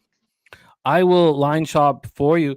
Robert Franklin says, he knows they're trash. But come on, he said. Come on. Let's hear what Mikey M has to say about this spot. Dabby Cab on Louisville -3.5 and ULL -2.5. The top leans at this point, not moved on them. Let's see and let us know if you do, Dabby, and maybe you will after hearing Mikey M's breakdown. Mikey, take it away. Are you rolling with C-Mac or you have a different angle? Yeah, I was holding my breath while he was spitting out because I was like, tell me he's going to go against me on this one here right off the hop. I don't want to be against my guy C-Mac, and in fact, I'm not. I agree with him here. Look, this point spread has come down. I just think enough. Is it going to be a 4-possession type of game? I don't think so. He talked about these teams and specifically Louisville ranks 300 or worse in like every shooting category in college basketball. They're not getting it done, but they defend the home court. He already talked about that there, and when you look on the other side of things with Arkansas State, yeah, that UAB spot was a big win for them, but 3 losses prior. They're 2-3 against the number, so they're not getting it done. But what they do is they take fouls. They get chippy, they get gritty. They do like to get some rebound opportunities out there, but they take fouls with that. And Louisville is one of the top 10 teams in the country with their free throw shooting percentage. So that's enough, in my opinion, to get through at 3. When you've got a team that's down to a 1 or a 2 spot out there on their home court, they're a good free throw shooting team. They don't get the nerves. They don't freak up and freeze out and freak out, whatever. But I think it's a good opportunity here to take that. It's a low number. Yeah, to see Mac's point, a week from now in the same spot, maybe not. But I just think it's a good opportunity for Louisville, 4-5, home squad, shooting strong with the free throws. I just think it's a good opportunity for them to come out here. Maybe it's a 5-point win. Maybe the number was pegged on. It's a sharp number to begin with. And I think there's an overreaction now to what Arkansas State did to UAB. I had the unfortunate privilege to watch an Arkansas State game the other day, and it was against Bama. And they scored 65 points, but that's because Bama was just running and gunning out there. They didn't care. So Bama puts up 89. They're like, go ahead, do your thing on a 25.5-point spread. But that's not the case here. This is a tight number. And when it's a tight number, they tend to lose. So on the road, give me that Louisville spot -3. Yes, the 3 does cost a little bit. We'll ask CMAC first. It's -116 for the 3. Minus I'll take it. 107 for the 3.5. You'll take the 3. What about you, Mikey? I'm just looking right now to make sure it's a good number because unless my page hasn't refreshed, I don't know what happened with these. We switched to college basketball and everything got a little slower. Louisville -3 is -108 on DraftKings right now. Oh, perfect. Okay. Thank you for finding that locked in for both of you guys. -3 at -108. There's so much, more to life than what we do. We do this because it brings us so much joy. And Nathan Cerna had, when we're talking about what happened with Nasty Nate, lost his brother in a car accident. And just want to stop the show quickly. And I know people in the chat are saying it, but, I'm so sorry that you had to go through that. And then you watch Nathan Cerna, he says, I've noticed the Red Wolves play strong at first and fade fast. And that is our coping is sports. And I'm so sorry that your family had to go through that, Nathan. And I'm so thankful that we get to cap with you every day. And I see you're doing exactly what we all need to do when we go through tough times is let's go back. Let's come back to sports. But I'm really sorry you had to go through that, Nathan. And we love you, man. We love you. And it's, there's nothing anyone really can say to make anything feel better going through that. But just know that we love you and we love capping with you. We have CMAC and Mikey M both on Louisville Cardinals. Let's move on to the next spot on the board that they're both capping. 10 p.m. Eastern, Seattle U Redhawks, 6-3, 0-2 on the road. San Francisco Dons, 7-3, 4-0 at home. We're at the War Memorial for this one. Let's pull up the situation and the line history. It's good for basketball if these two teams can be good. It's good for basketball if Seattle and San Francisco can be good. Seattle has been good this year. They're coming off a Div 3 situation, but they're winning basketball games, but they're winning them at home. Now, they didn't look bad in their last road game. They lost 78-72 to Utah Valley, but they were 2.5-point favorites in that loss. So it wasn't great. So they're 0-2 on the road. And then the Dons, 4-0 at home this year, 7-3. And they're winning pretty comfortably and winning by margin here. This is a good basketball team. And that is also travel tested. That was an interesting win when they went out to Vandy. We had Dabby Cab give out the Dons as a pick in that one. Let's take a look at the line history here. We will start with the spread for... Make sure I'm on the full game. I am. Okay. So from a spread situation, we're sitting here with the San Francisco Dons -9.5 and -110. They opened up at 9. That was yesterday at 3:17 p.m. So there's been a move towards it took 2 hours, just under 2 hours for the half-point move. So not a major move towards them. And then from a total scenario, we're dealing with a 135. That's where it opened. So we've had almost no change at all on the total. So then let's bring up the cash flow and see if these things correlate here. From a cash flow perspective, we have 79% of the tickets and 67% of the cash on San Francisco. They are public. It's moved half point in their direction. Then we have 67% of tickets and 64% of cash on the over, and we've had no movement whatsoever. Mikey M, we'll start with you on this one. Take it away. This is your final game here on the show. You've done a great job, my man. Take it away. Seattle, San Francisco. Yeah, it was fun working all night on this stuff. I see, man. I respect for what you do here when it's 2 a.m. and I'm still going, man. What's next?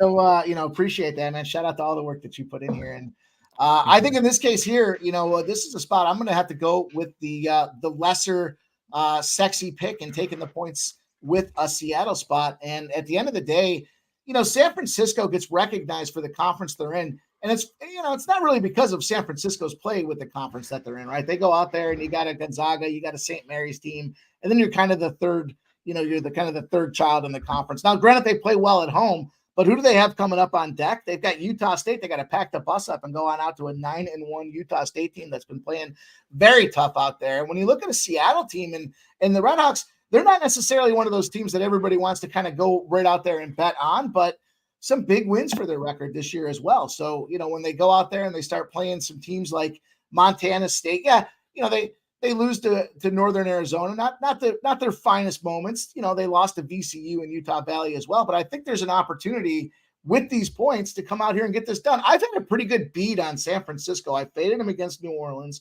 I faded them against that Arizona State spot, and I played them against Minnesota. So, for whatever reason, I just feel that read is pretty solid with these guys. They have a good defense. They're pretty consistent when it comes to holding opponents to 30.9% from the floor. But Seattle has a pretty proficient offense. They're 45.1% shooting from the floor. Seattle does shoot 38.6% from the floor. They're a 32% three-point shooting team. So they can go out there and put up points. And we've seen that. They scored 85 on New Orleans, but they were laying 20.5. They didn't get the cover. They were laying 2.5 against Vanderbilt on the road. They did come out there and explode on Vanderbilt. They put up 73, but there's that defense that stepped up and held them to 60. You lose out to an Arizona State team.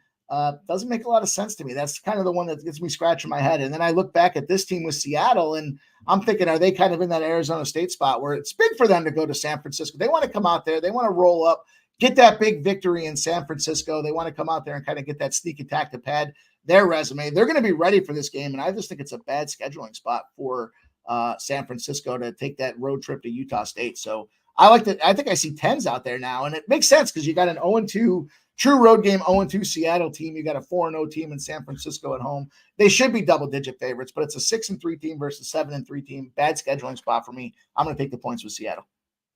And there are 10s, 10 at -110 available right now at MyBookie.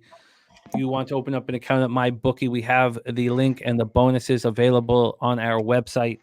MyBookie, Bovada, and BetOnline are all there on our website, pubsportsradio.com. C-Mac, take it away. Red Hawks, Dons. Floor is yours. Yeah, I think this one I looked at right away. Mike just talked about, I've been on San Francisco 2 or 3 times, and they've come through for me as well. I had them in that Vandy game. Vandy, rough times for Vandy right now. Seattle here, too. I love the guard play. They got 2 great guards here, Schumacher and Cam Tyson. He's really, really good. I think he'd probably be the best player on the court. 2 great defenses you talked about. 2 slow teams that don't shoot it well. They both don't shoot it well from 3. 29% was Seattle, 32% was San Francisco. This total's kind of low. I didn't want to mess with the total. This could get over as low as it is, but in a dogfight like this, I have to have the points. This is one too. I'm just going full game, but as I go forward, I'm going to start looking at dogs and maybe splitting my bet a little bit first half full game. But I'm not here. I think we get the 10 full game. They can hang around in here. Solid defense. Give me the 10, baby. Well, this is exactly what I was hoping for when I put the schedule together. I was like, man, it would be nice if both their guys have these, both of our guys have the same action on these 2 games that they're capping together, because it doesn't happen often. But this really, really worked here. Really worked. So both C-Mac and Mikey on the same action here. Louisville, despite the market move towards Arkansas State, and Seattle, despite a very slight market move towards San Francisco, but we know that the public is hammering them here. I like both looks here. I will review the rest of Mikey's action at the end of the show. We have C-Mac sticking with us for 2 more games, and then we have NBA with Dutch Boy Fresh. Wow, NFL game in Brazil next season, says Coin. Yeah, they were talking about that. Jesus, imagine the robberies, man. Ooh, it's going to be a good time. You thought London was bad. Oh, man. People are going to get ganked. There we go, Mikey. Great job. You can Yeah. catch Mikey this evening. This evening, he's rolling with Last Call, and which is something we're so excited about. Last Call is rolling in to our new live stream show every Wednesday night, all about the hoops with Dutch Boy Fresh and Dabby Cab. We'll talk about that a little more when Dutch rolls with us. But Last Call rolling into our brand new live stream every Wednesday night. College basketball, NBA. I know LJ from H-Town going to be rolling with them as well. Mikey, spectacular work, my man. It was fun capping NHL with you, and great job in college football and college basketball. And I will be in touch, my friend. Mikey, any last words for the cappers supporting the show? Yeah, man. Last call, 6 p.m. Eastern. We got LJ tonight. He's going to drop in there and give us his basketball looks as well. So maybe he'll even tell us what it means to ride on slab, because you know who the hell is that? It's LJ from the H, baby. It's going to be a lot of fun tonight. Looking forward to it. See everybody. C-Mac, always like hanging out with you, man. Good to hear we're on the same spots tonight. Hopefully we can get that cash and make that money. Jimmy the Bag, appreciate the opportunity. Shout out to Jose as well there, hanging down with the ones and the twos. I'll see everybody later on today. There he is, Mikey Money. C-Mac, we roll on. The next spot on Connor Mac's board, 7 p.m. Eastern. Appalachian State, 7-2, 0-2 on the road at Queens University. Queens University, Curry Arena in Charlotte, North Carolina. Queens running real nice here at home. At home, they've been delivering the goods. Now, some of these home games aren't versus Div 1 competition, but they did beat Gardner-Webb 83-80. I think the win over Gardner-Webb a little more impressive than beating Carolina Christian College 134-69. But Queens 4-0 at home. Going up against App State, the Mountaineers are on a winning streak. They also have played, non-Div 1 competition last out, and they haven't played now for 8 days. The Mountaineers been sitting here for 8 days. We last saw them in a big win over Auburn at home, 69-64. This is a basketball team that's rolling pretty nice right now with a big rest advantage. Let's take a look at the line history here. We'll start with the side. From a side perspective, we have App State at -6.5. -6.5. They opened up at -5.5. They're now -6.5. And then from a total perspective, I had it up already. Sorry. We were sitting with a 148. This opened up at 151 and got up to 152.5 before a massive drop this morning at 8:43 p.m., a 3-point drop. And that wasn't it. 5 minutes later, there was another 1.5 drop. So we had a 4.5 point drop in the total. I wonder if that's player personnel related or just a huge bet. Maybe C-Mac will have a better idea. And then from a cash flow perspective for this 7 p.m. start, here we go. We have 38% of the tickets and 55% of the cash on App State. 75% of tickets, 69% cash on the over, and yet we saw that massive drop. Take it away for us here, C-Mac. Mountaineers in action at Queens University. Yeah, with this, I have no injuries in this one. What I think it is just home game here for Queens. This is a crazy travel for App State. Listen, App State is top defensively. Their numbers are really, really good. And by the way, this team's the number one rebounding team in the country as well, is App State. Queens isn't that bad, but defensive rebounding, very, very good. You talked about them beating Auburn last time out. This was the game that was the wait for me last night. I was hoping for a 5 because now I'm seeing 6.5. Did you even see a few 7s? No, not yet. Okay. You have them at the Vegas? Yeah, I just want to pull it up. I thought I saw a couple. Maybe not. It looks like BetOnline opened this at 7 yesterday afternoon at 1:44. They were only 7, and it lasted there for almost 6 hours before it went to 6. And then this I see morning, carry on. Oh, but then this morning it moved to 5 at 7 in the morning. And since then, there's been a bounce back. I know. I didn't move on it then. Now I see it. Just the Superbook has a 7 right now. There's a lot of 6.5s. And this is the thing. App State, I just think they're a little bit better from the start of the year. 0-2 on the road. That's like keeping me off this. Queens 5-0 at home. But I think they bully them in this game. I think this is a game App State wins. The problem was laying points on the road. And in the past, years past, App State's just not a team you want to lay points. You're not going to last long making money doing that. But I thought if this was low enough in the 5, I was going to be on App State just because how good I think their defense and rebounding is. Free throws are all right at 70%. And I think they can hold down Queens. They're not that great of a defense at all. And App State, not a great offense. They're not that great of a shooting team, is Queens. They haven't really played anybody. You talk about the win, Gardner-Webb. The other one, about their first game against High Point, they beat them. High Point's played pretty well. But a little bit lower competition. So I would have to see more to pull the trigger. Normally, I'm on the home team dog. Jimmy talked about some of these favorites, but I was looking the other way. I just wanted a 5, and it looks like I missed it, like you were talking about this morning. If I could have got that. If I had a 5, I was going to pull the trigger on App State. So in the end, I'm off. Yeah, very, very interesting spot there. App State, Queens University moved past. And another great thing when you are volume better, like a lot of us are, is that if the line moves a little too far, just put it away. There's lots of other spots on the board that we can attack. And that's what we are doing here. Let's move on to the next spot on the board for CMAC, 10 p.m. Eastern. We have the Utah State Aggies, 9-1, 1-1 on the road at the Santa Clara Broncos. No nuke. Queens is now in Div 1. They're new to Div 1. We wouldn't be talking about a Div 2 program here. We're only focused on the Div 1 spots. We won't be talking about the mighty Lady of the Lake University and others of that ilk. Just Div 1 here, but that's new to Div 1. Nuki. Utah State Aggie, Santa Clara Broncos. We're in Santa Clara, California for this one, and two good basketball teams here. Santa Clara coming off the loss, and that loss was part of that Jack Jones Classic against New Mexico. So they have back-to-back double-digit losses. Actually, really 3, because we're not going to. Who cares what happened against Menlo Park? So 3 bad loss. They lose to Ohio State by 30, lose to Cal by 15, and then lose to New Mexico by 17. Now, they had beaten Oregon 88-82 at home before this, and they are 5-0 at home.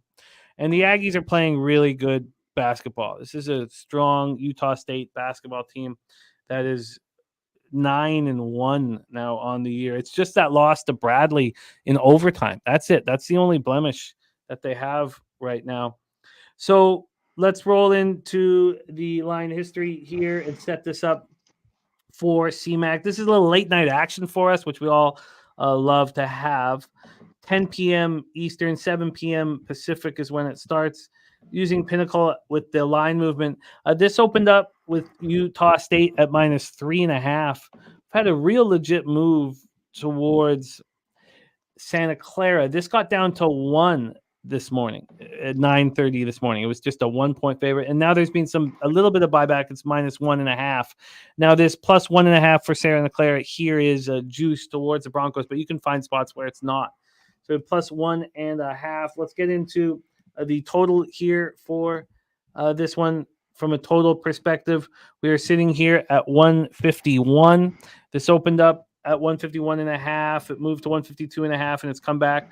But it dropped all the way down to 150. So there's another total where it's kind of, all over the map. And then cash flow for this one, we have 24% of the tickets and 34% of the cash on Utah State, just 24 and 34.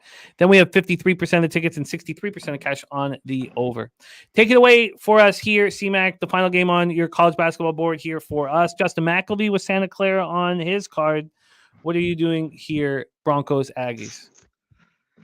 Yeah, let's talk about Santa Clara.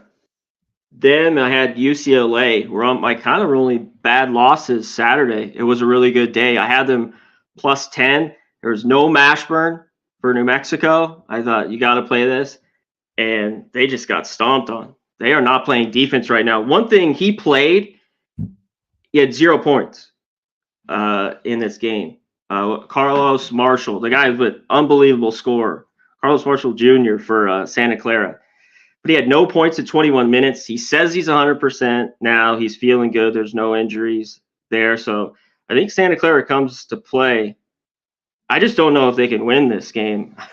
Me, after taking 10 points from that was, though, on a neutral site, Dollar Loan Center here, right down the street from me, actually right by Green Valley Ranch.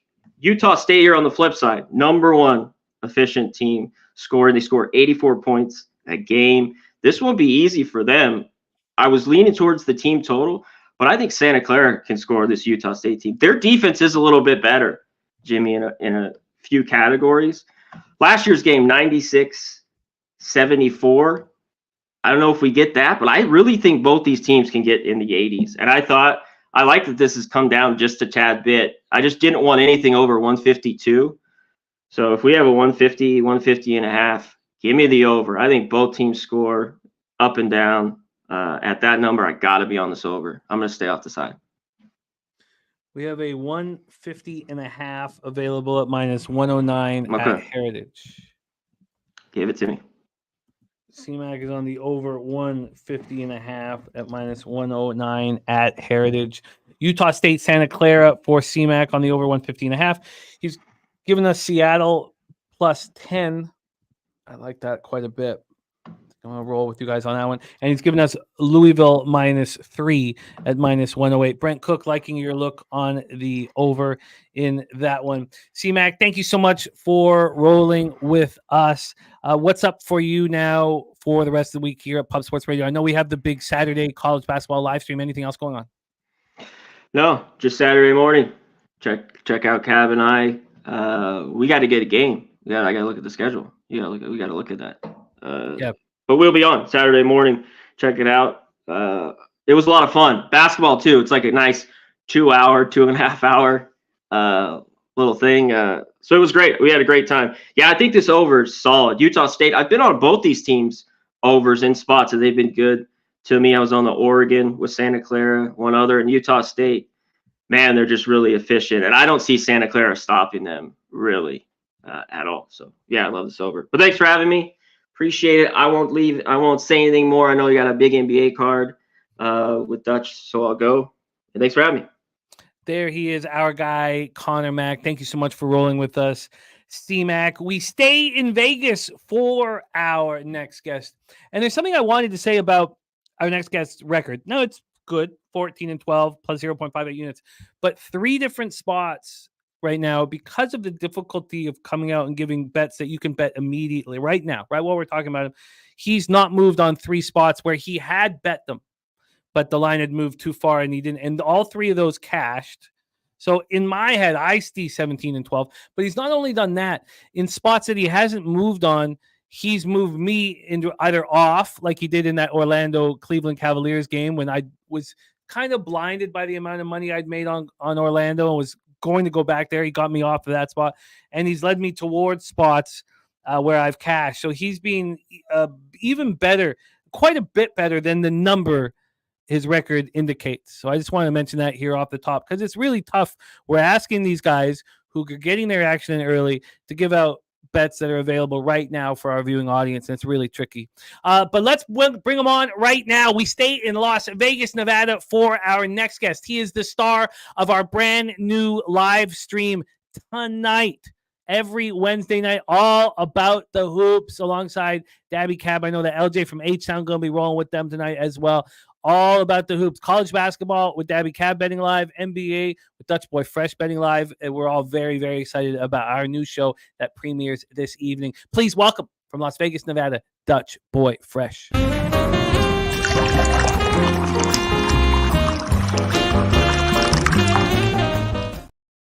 Dutchy, what's good, man? Jimmy the motherfucking bag. The NBA is a hell of a drug. And you're looking at the plug. Yeah, man. How we doing, Jim? We are doing great. I'm excited about having you here on the show. And I've been very, what's the right word? I've stayed in my shoes. If I don't have you guys here to help guide me, I'm not betting. I'm staying off. So my record is superlative, and I haven't made an NBA bet since last Friday. So I'm ready to go, man. I'm so excited to get on my card, but I'm just not going to mess with what's working. I know what's working, and the importance of winning, it becomes more and more and more and more and more, you know, as your life changes. And with a young family, I must win. And I've set a goal for January 1st, 2025 to get to $500 units. And I expect to make my first step in that direction on January 1st, 2024. And we'll see how this works, because the goal is bigger unit size so that maybe you could raise a family or something like that solely on your gambling. Now, $500 unit size is not enough, but you have to set goals, and that's what we're doing here. Time for NBA. Let's roll. We start 7 p.m. Eastern. Philadelphia 76ers 15-7, 6-4 on the road at the Detroit Pistons, 2-21, 1-11 at home. We're at Little Caesars Arena in Detroit, Michigan. These Sixers have now won 3 straight, and they're coming off demolishing the Wizards by 45 points at home on Wednesday night. They're looking very good. Now, we were on the Wizards after the Boston game, and the Wizards played them well. Lost by 5, and then, of course, Sixers had the answer. The Pistons are a sad basketball team. They show up sometimes at home, sometimes on the road. I have backed them and being victorious. I have backed them and lost both sides. 1-11 at home. They last played against the Pacers, and they played okay. 131, 123 on Monday. We have Bagley out, Durant out, and Morris out for the Pistons, but Bogdanović is playing some good ball right now. So here we go. These Pistons right now are plus 12, minus 109. They opened up at plus 11.5. They're now plus 12. When we get to the total in this one, sorry, I didn't have it set up. Let me move my totals over so I can be quick. From a total standpoint, we have this sitting right now at 233.5. It is juiced to the under. Most books are hanging 233s. This opened up at 233, got up to 234, then 235, and then there's been buyback moving towards the under. And when we get to the cash flow here for our first game on the card, we have a reasonable amount of games here. Sometimes we haven't with Dutchy. Sometimes he's been forced to cap 13, 14, 15 games. We have a reasonable amount here. 65% of tickets and 78% of cash on the Sixers. And then we don't have a money count for the total, but we know that 90% of the tickets are on the over. Take it away for us here, Dutch. Sixers, Pistons. Floor is yours, my man. Yeah, man. First of all, I will say, Jim, I did hear appreciate what you were saying, before you brought me on. Yeah, it's frustrating. I feel like the record definitely should be better than it is, but you pay attention, and if real motherfuckers paying attention, we dropped a lot of game, in the NBA so far on this show. So I will continue to do it, and I will say that saying this is a clear backward to me, But what I'm hoping is this game, Jim. I'm hoping I'll be live tonight with my boy Dabby Cav, as you mentioned, and the crew. And man, I want the fucking Sixers to get down, by 10. Maybe not first quarter for our boy Sam Comer. I see you on the Sixers first quarter, but I wouldn't be surprised if they're a little sleepy. Chill, Will, I see you, my dude. But yeah, man, I really do want the Sixers to start off slow, because I would love to see them down 10 to 12 points. To be quite honest with you, they play the Pistons at home in 2 nights. So, but it's the Detroit motherfucking Pistons, man. There's levels to this shit. And we know that the Sixers are on a whole another motherfucking level than the Detroit Pistons. These boys have lost 20 basketball games. That's right, a 20-piece, goddammit, basketball games in a row. Monty Williams said, I believe his words were, "We're starting to figure it out." Well, god damn it. It's a little late, I will say. It's a little late. But, could they show up for a quarter or two? If we're looking for any pregame action on this game, Jim, I would look Pistons early, and I would look for, full game or even late to get on the Sixers. I believe they could flip the switch at any time. We've talked about it, I believe, against the Wizards when you said it most recently. They don't give a fuck about these guys, and at any time they could flip the switch and be up by 15 if they're down by 12. So, I would really kind of, low key lean Pistons early, and I would expect the Sixers to handle business. But keep in mind, they do play 2 nights in Philly, so take that for what you were. See, I'm a little like, I like the line that Sammy got, but I'm a little surprised after the 45-point win. He thinks the Sixers can come in against the worst team in the league, arguably, and be focused. Shout out to my guy Israel Williams, back in business, man. I love seeing you in the chat, dude. I respect and love, man. I love it. I knew you would like the Pistons early here, and they're appealing to me, but there's no way I could go to the window with them. Now, I mean, when you look at Sammy's plan, I mean, I get it, getting the 3. Yeah. But God, the Pistons played pretty well against the Pacers. And are we going to I think the Pacers were still, not to cut you off, Jim. I do think the Pacers were still a little bit in Vegas mode, if that, makes sense, a little bit. That does make sense. Those games, Let's just take a quick look here because I really do like the Pistons first quarter. We had the Wizards first quarter against the Sixers. Remember, that was the spot, and we had them +4, and they won by 4. Right, they were up. Yeah, I knew you'd see the same thing here as I was breaking this game down. Yeah, no, you know me. It's appealing, but let's just go back. So they lost 28-3. We know that the Pacers weren't really fresh, so let's not worry about that one. But they lost 28-23 at Orlando. The game before that, in the first quarter, they lost 31-29 against Memphis. 31-29 there. Against Cleveland at home, they won 30-25 outright. I wonder, that would have been a situation where Cleveland just didn't care about playing Detroit. In that one, move over here. They had just lost to the Blazers, and they didn't show up in the first quarter. I just, after that domination, I don't see how they'd be that locked in. Okay.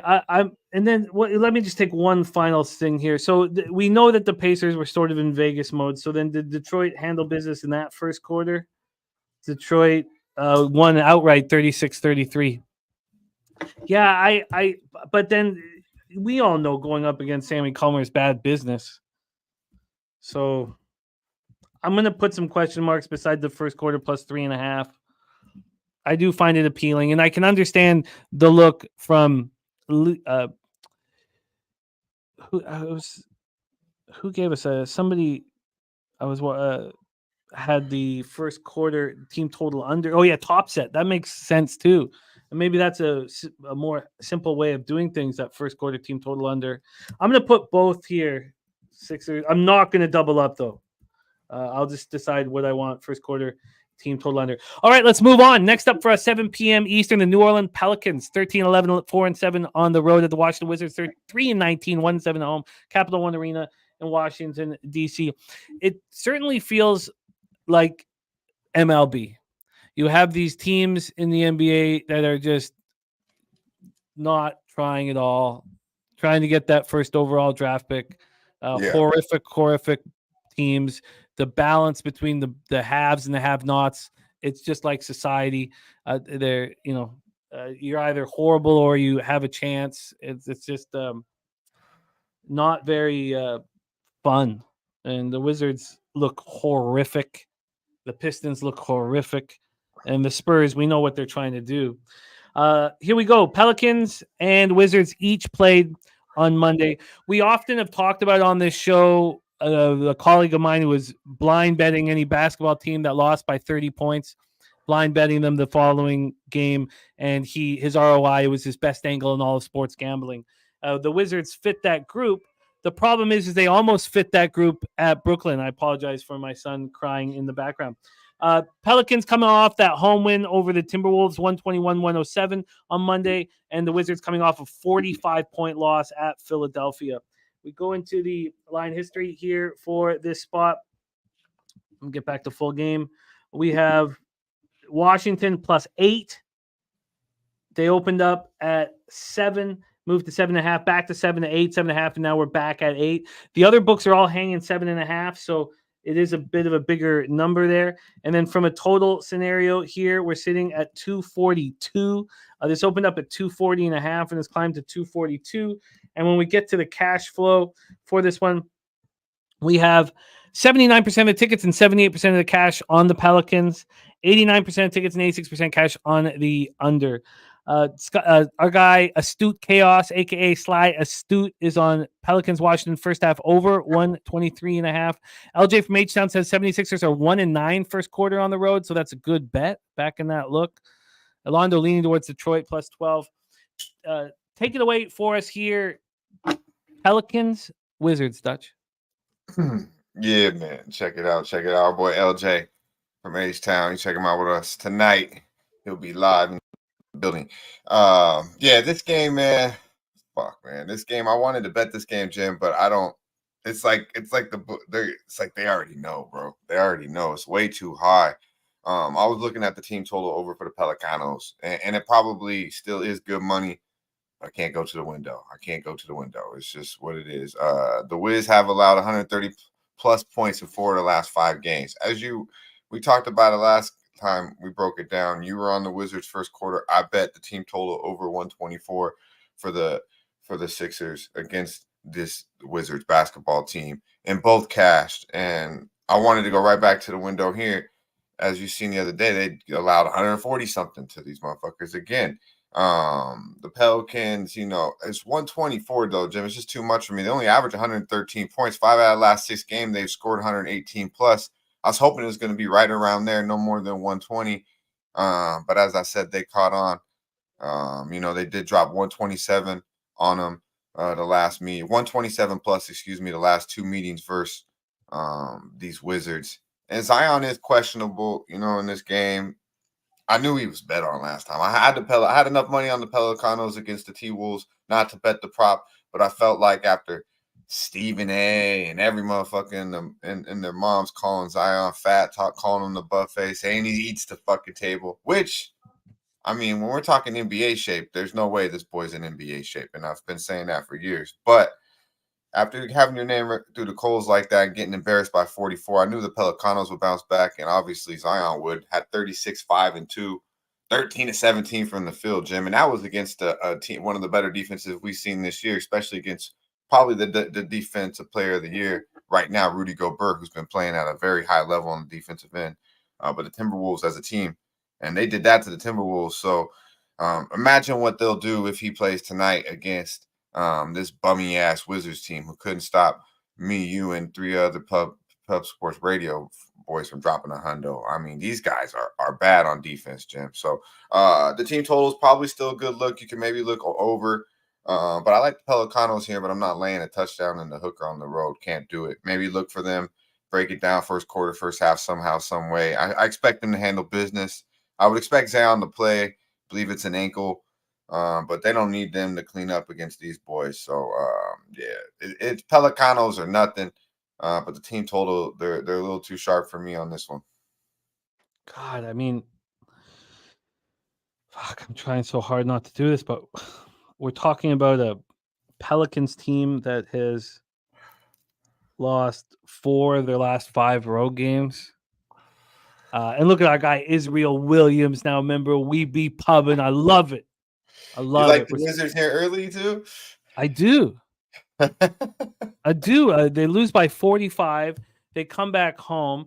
Their last home game, they played excellent against the Sixers. You can't go back further than that because they were playing garbage at home. But I mean, the Pelicans just beat the Wolves. I think the Pelicans are pissed off though. I don't think one game against the Wolves is gonna stop that. I don't like this one as much as I see you with the Pistons. I personally believe the Pelicanos are getting healthy. They got embarrassed in front of everyone. And TNT, everyone let them have a 44-point loss. This was a week ago. It was all good just a week ago. So one game against the T-Wolves, I don't think they've got that taste out of their mouth. Maybe they have, Jim. I don't believe so. But I do agree it's a lot of points to lay. But I mean, I don't know. It's a really, really good point you make. It's such a crucial point. You're right. One game does not change the embarrassment, the horrific embarrassment of losing by 44 in a huge situation to the Lakers. You're absolutely right. You're absolutely right. Okay. So I'm not going to move on this Wizards early. It's too bad, but that's such a, even if they cash the first quarter, you're absolutely right. One game does not change that embarrassment. Shout out to our guy BJ, a huge 5-unit bet. If you know BJ, that means 2.5K. This guy doesn't mess around. A best bet on the Milwaukee Bucks minus 5.5. He's working, drops in just to give us the action. Just the epitome. BJ is the epitome of what we're doing here. That's on my card. I love it. Okay, cool, dope. Okay, well, we'll be talking about that one here in a second. Okay, I'm off the spot. BJ is the real deal, though, man. I dig that. Yeah, no, he's a real deal. Well put. Let's move on. Next ball on the board, 7:30 p.m. Eastern. Charlotte Hornets 7-14, 3-6 on the road at Miami Heat, 13-10, 5-4 at home at Capital One Arena. Oh no, shit! Why do I have Capital One Arena? That's I wrote that in twice. I apologize. What is it called? It's not Pfizer anymore. It's what? It's some. Whatever. We're at Miami for the next one. Let's take a look at the situation here. I mean, first off, we know that the Heat still dealing with no Bam and no Hero. So, dealing with injuries. They've won 2 of their last 3. They lost at home to the Cavs 111-99. Since then, that was sandwiched between 2 road wins. It was a good-looking road win in Toronto. That was last Wednesday. And then they won in Charlotte by 2 on Monday night.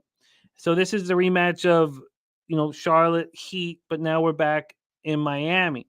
If you talk about the zigzag theory here, the Heat smash and grab after, not looking good against Charlotte 2 nights ago in Charlotte, and now they're back home. And they lost their last game at home to the Cavs. This total is sitting at 222.5. It opened up at 224, got up to 224.5 before it started dropping. There's been no buyback at this point. And then from the spread scenario here for the Heat, they're sitting at -8. It's a lot of points. Opened up at 8. It got up to 8.5 at one point, but it's just sitting there at 8. We get to the total here in this one. The cash flow, in this one. We have 65% of the tickets and 73% of the cash on the Hornets. Line's not moving. And then 45% of tickets and 66% of cash on the over, and we see the total dropping. Take it away for us here, Dutch. Hornets, Heat. Yeah, man. This game is the one I haven't pressed the button on, but I really want to bet this game, to be quite honest with you. I'll probably go to the window here, Jim. It's just hard to bet on the Hornets, but I like the Hornets here +8. These 2 teams just played 2 days ago. You talked about it. A 2-point win in Charlotte by the Heat. I mean, they were -12. The Hornets were in rebounding and -12 in free throws. Outside of that, it was a pretty even game. With these injuries, man, I think. I don't know, man. I hate to say this, but the Hornets have played well in this series as well. 4-0 ATS last 4 meetings versus these boys. The Heat are 1-3 straight up last 4 at the crib. Haven't played good ball at the house all year, and they do have the Bulls on deck tomorrow. So I look at it as like Rozier just busted their ass. I think he can continue to do that. They got Bridges, who who's damn near as healthy as he's gonna ever, fresh as he's ever gonna be. He hasn't played basketball, didn't play basketball in damn near a year. And then, they got Hayward back. Would like to have Williams down there, the big boy, obviously no LaMelo either. But 8 points, man, I don't think I really take Miami Heat against anybody -8, let alone a team you just played the other night in a competitive basketball game. Obviously, Charlotte's going to come in with the confidence that they can play with these boys. I mean, they did for 4 quarters and have the last 4 meetings versus these boys. So, I look at it as I did have quite a bit of plays today for the card when I first looked at it. But yeah, I do like the Charlotte Hornets +8. Well, Dan Kelly liking it as well. He wants to have a little something on the money line. DC Capper on Charlotte as well. Troy Torrance in the chat giving us Terry Rozier 8 or more assists at +130. Yeah, Rozier busted ass last game. As Astute Chaos on that first half under 111.5. Do you want to make this official? Yeah, I'm gonna put a unit on it. I mean, you look at the starting lineups, Jim. It's not that outside of Jimmy Butler, nobody wows me. I think they compete, as they did in 2 nights ago. As I mentioned, they've competed against Miami for the last couple seasons now. So the injuries are key in here. No Bam, no Hero. I believe no Martin as well. So it's pretty much the Jimmy Butler show. Look for Kyle Lowry, obviously, to get some minutes here. And they got I like this young kid Yami a lot from UCLA, but 8 points. I'm not saying Charlotte goes in there and wins the basketball game, but I don't believe it's more than a 2-possession basketball game. They have Caleb in for the Heat and Cody out for the Hornets.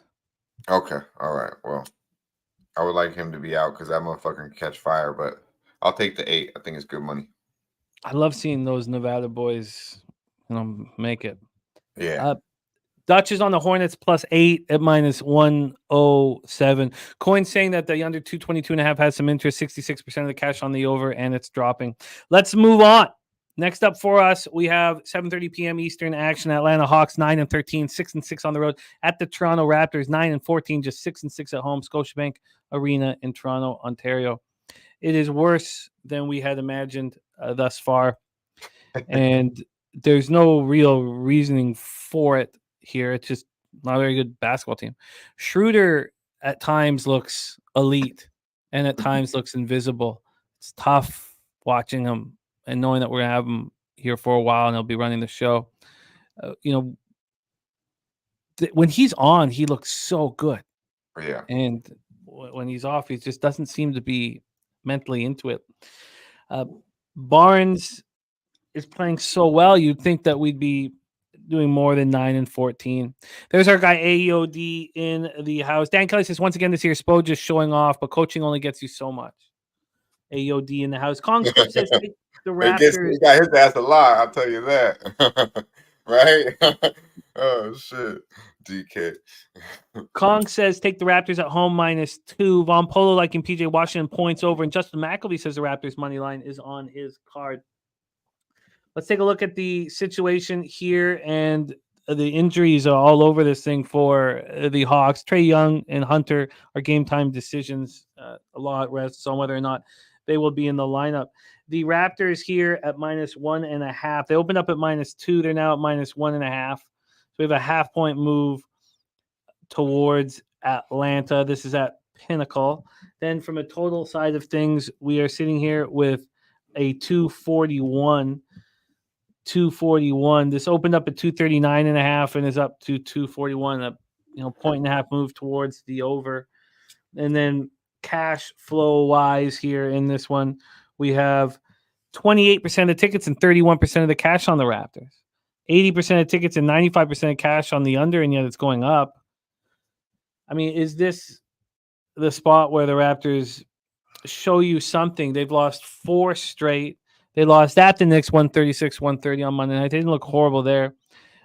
3 nights before that, on Friday, they lose 119-116 at Charlotte. Before that was the Wednesday, they lose 112-103 at Miami. They open as 2-point favorites. They close as 4-point favorites. Before that, they lose at home to the Knicks. 4 straight losses. Now, the Hawks have also lost 4 straight. Right. They've also lost 4 straight. But the Hawks have been so bad at the crib, it's on the road where at least they're playing 500 basketball. I mean, you have a 9-13 team who is almost at a pick'em against the Raptors at home. This one is tricky. Can you illuminate for us? Dan Kelly saying Schroeder has been like that his entire career. Thought that would change after his rookie or sophomore year, but not happening. Thought that would change after being the MVP of the World Cup. It's not happening. Take it away for us here, Dutch. Hawks, Raptors. Yeah, man. Shout out to Collins Clips and our boy Justin. They both like the Raptors today. And, I can't lie, man. The Raptors I'm starting to like the Raptors now because I see them for what they are, man. They're a fade. They really are. You want to bet the Raptors? Good luck, man. But, I'm not taking Atlanta because they're another team that I don't fucking trust. But I do think, this line is is a little bit telling a little bit in a way. I do think Trae Young goes Hunter back. They need Hunter back. They definitely need Hunter back. But I'm not going to lay the points. I'm not gonna bet Atlanta, even though they have, as Jim said, they are better on the road to me. Just like I don't trust them. It's amazing how bad they are at the crib too. They can't figure it out. They don't know who's the guy, Murray or Trae Young. They don't know. They still trying to figure that out. Until they do, they're not going to be a good basketball team. But Toronto, man, shit, they can't buy a motherfucking bucket. They struggle from 3-point land. I mean, OG got a little hot the other day in New York. But I mean, who's gonna knock down the bucket on a consistent basis? I mean, Gary Trent, Mekhi Flynn. I guess, do you really want him out there though? Like, it's bad. It's a bad look. But I do like. It's funny because everyone talking about Schroeder. You started it off, and I like him tonight. I do. I like over 22.5 points and assists. Some time ago, he used to run around there in Atlanta, for I believe there was a team that drafted him, so and Trae Young, he's that cocky motherfucker that I think Schroeder will definitely bring his A game. He is coming off a 20-10 game, most recently against the Knickerbockers, against Jalen Brunson, somewhat of another scoring, guy who's going to kind of show his game. Look for Schroeder to step up and compete against players like that, like Trae Young. I've seen it. We've seen it throughout his career and throughout this season. He is quite streaky. He has been loading up in the assist, though. No matter what, he's giving you a good amount of assists. This is what he's averaging. He's averaging 15 and 7. I believe he gets another right around 20 and 10 tonight. I think he has a game against a suspect Trae Young on defense. And really a suspect Atlanta Hawks team all around. So I'm looking for him to come in locked in against his old team, the Atlanta Hawks, and smack him around a little bit. I don't know who's going to win this basketball game, Jim, but I'll tell you this right now. In most cases, I'm fading the Toronto Raptors, and it's worked out quite well for me once I stopped betting on these motherfuckers. But yeah, they could win today. They could win today, but I won't be on them. It's shocking that the Raptors will come off a game when they let the Knicks shoot 60+% from the field, 58+% from three, and we can't trust that they're going to play defense here. I mean, how could I not trust that they play defense here? How could I not move on the Raptors here? But I get it. And we've seen what the line's low too, no? Say what? The line's low, no? Yeah, it's low, and it's like I feel like it's like intriguing you to bet on the Raptors. I feel like I think you're absolutely right.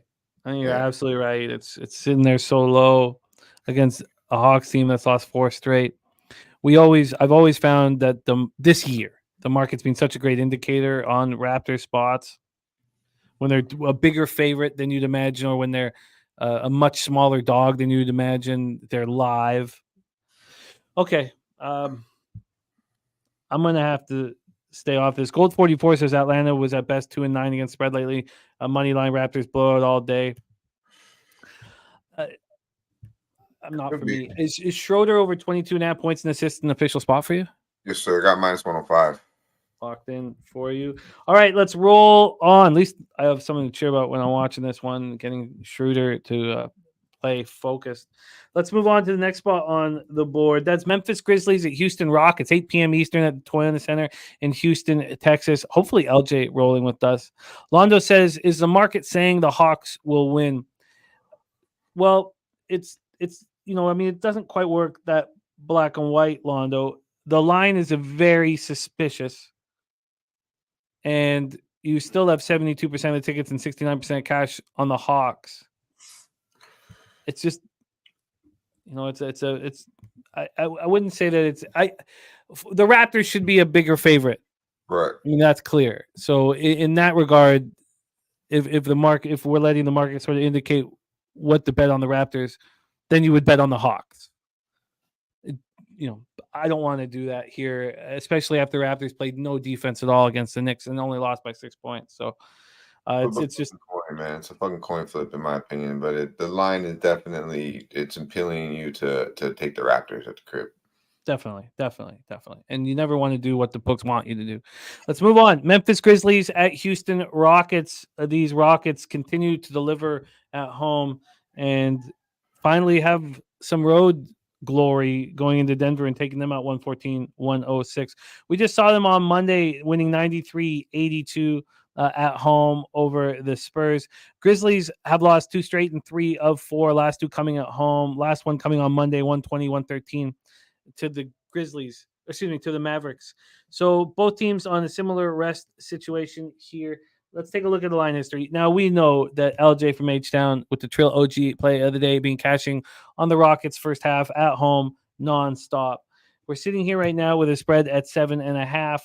This opened up at 7 and immediately went to 6.5 10 minutes later, then back to 7, then all the way down to 6, up to 7. A very peculiar line move here.